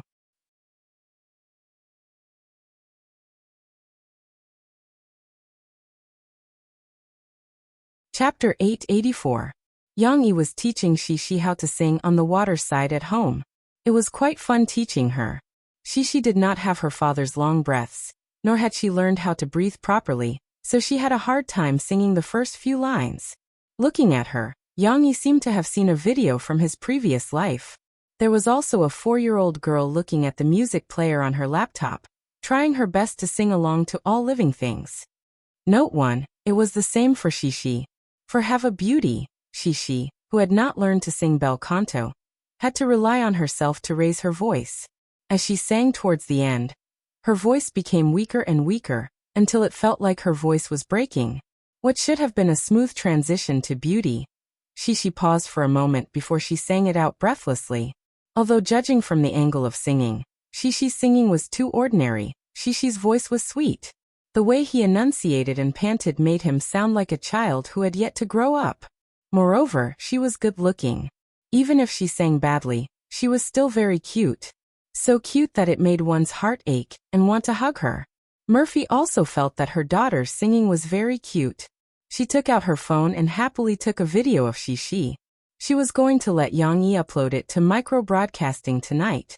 After the blind auditions and the difficult wild card revival in the first few episodes, China's voice was finally divided into 4 coach teams. The new episode that was broadcast tonight also ushered in the highly anticipated coach assessment battle. The first coach team to determine the top 4 was Luo Jian's team. The students under his team had already learned under him, and the famous Taiwanese musician Li Xian for a period of time. This time, they would be going through a cruel elimination battle, where only 4 out of 14 would be chosen. From this episode onwards, the most attractive coach selection mode was no longer used. Instead, it was going to be a more intense arena challenge. Of course, switching modes was not necessarily a bad thing. Playing the same trick over and over again would easily cause the audience to feel tired. It was similar to playing a dungeon, or changing maps in a game. Only by maintaining enough freshness would a show be able to stay popular from the beginning to the end. The mode had changed, but the intensity had increased. Therefore, the audience was still having a good time watching tonight. What surprised them the most was that Su Lu was one of the 4 finalists in Luo Jian's team. Before the competition, many media outlets had actively analyzed the strengths and weaknesses of this mentor assessment battle. Among them, Su Lu was one of the contestants who was not favored. As long as the media wanted to criticize someone, there were naturally many reasons they could find. For example, Su Lu's identity as a bar and nightclub singer, as well as her photo of a red-haired tomboy, had been dug up by the media. They said that she came from an unorthodox background and lacked singing skills. Moreover, the hoarseness of her voice was also due to the nightclub environment. The lack of a high pitch was also a major flaw. It was difficult for such a singer to go far on such a formal stage. For many reasons, some of the audience who were easily influenced by the news had the illusion that Su Lu was the weakest in Luo Jian's team. They might have been influenced by her appearance, but they had completely forgotten that during the blind selection, Su Lu had received the coach's 4th job promotion. However, this night's show made all the audience and media who had looked down on Su Lu dumbfounded. It should be known that Su Lu had fought her way to the top 4 without any coach's help. She could not enter the second round. She had also fought 2 rounds consecutively and advanced through the cruel competition. What made the audience shut their mouths was the strength that Su Lu had shown in the competition. She had completely relied on her strength to fight her way out of the encirclement step by step. There was really no harm if there was no comparison. Su Lu's opponent in the first round was Zhao Yueying, who had the nickname of Big Voice. The song they sang together was Murphy's Listen to the Sea. Normally, this high-pitched song was the strong point of Big Voice. However, Zhao Yueying's performance in this song was somewhat unsatisfactory. Although she tried very hard to show her loud and wild voice, Su Lu was unmoved. She seemed to be singing solo and had been maintaining her own rhythm. Through the change of tone and the adjustment of breath, she sang Listen to the Sea, with her unique charm. Even if she did not use a high pitch, she still sounded good. Compared with Su Lu, Zhao Yueying was more like an unorthodox singer. In fact, in the competition with Su Lu, she had been led away by her own voice several times. In the beginning, She continued to be as low as Sulu, but in the end, she had to force herself to raise her voice. Even the audience could tell that she was forcing herself to sing. In this round, the strength gap was obvious. Sulu had gained Luo Jian's approval without any accident. If they only looked at this round of the competition, perhaps many of the audience would think that Sulu had an unfair advantage. They would not be convinced by her promotion as they were later. However, in the second round of the competition, the audience's view of Sulu was refreshed. This time, Sulu's opponent was very strong. Wang Yanjie, a professional singer who had graduated from an orthodox music academy and had debuted in an unknown group. He was also a failed professional singer. Wang Yanjie was the first to go on stage. The song he sang was Yang Yi's Just Happened to Meet You. This was a song that Yang Yi used to show off his skills in the music industry of this world. There were countless people who liked this song, but there were only a few who could sing it well in a KTV. Of course, Wang Yanjie dared to choose this song because he had put in a lot of effort in his singing. He had also received guidance from Luo Jian and Li Xian. Wang Yanjie's singing did not break. Although he had a hard time singing in falsetto, he still managed to complete the transition and won the applause of many of the audience. In the main song, Wang Yanjie sang with his own characteristics. He used a slightly hoarse voice and sang with deep feelings. Whether or not the mentors were putting on a show, they still listened to this part with their heads swaying, as if they were very intoxicated. However, when Sulu went on stage, she did not sing the song written by Yang Yi. Instead, she changed to a more famous Chinese song in this world, Cassette. This song was a high-pitched song and had a strong rock style. It was a strong contrast to Sulu's own lyrical singing style.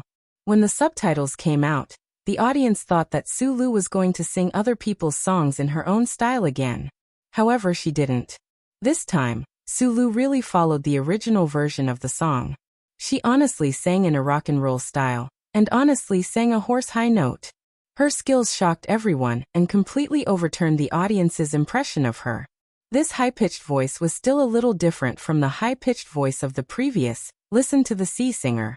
However, for Sulu's performance, this was definitely a breakthrough performance. On the TV screen, Sulu had transformed from a well-behaved tomboy into a rock and roll tomboy. Her singing was full of emotion and sparks flew everywhere.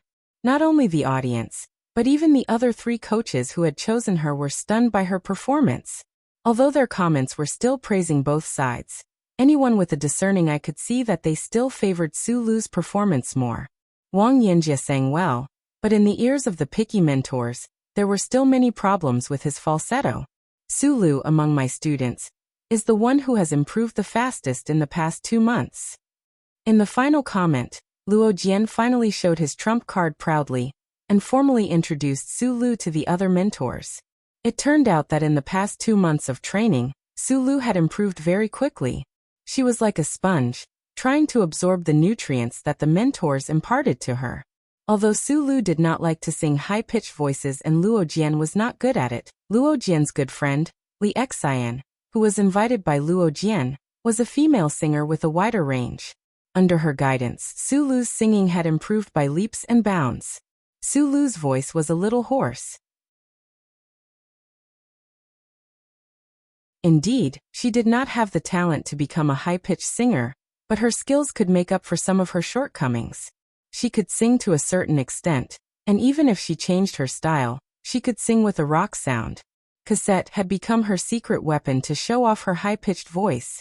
Even if she did not use high-pitched and rock and roll skills, with Sulu's current strength, in Luo Jian's team, perhaps only Yuan Yike, who was selected by Luo Jian to enter the top 4 directly, could match her.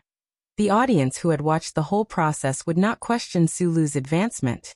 They could only say that Wang Yanjie did not complain about his loss.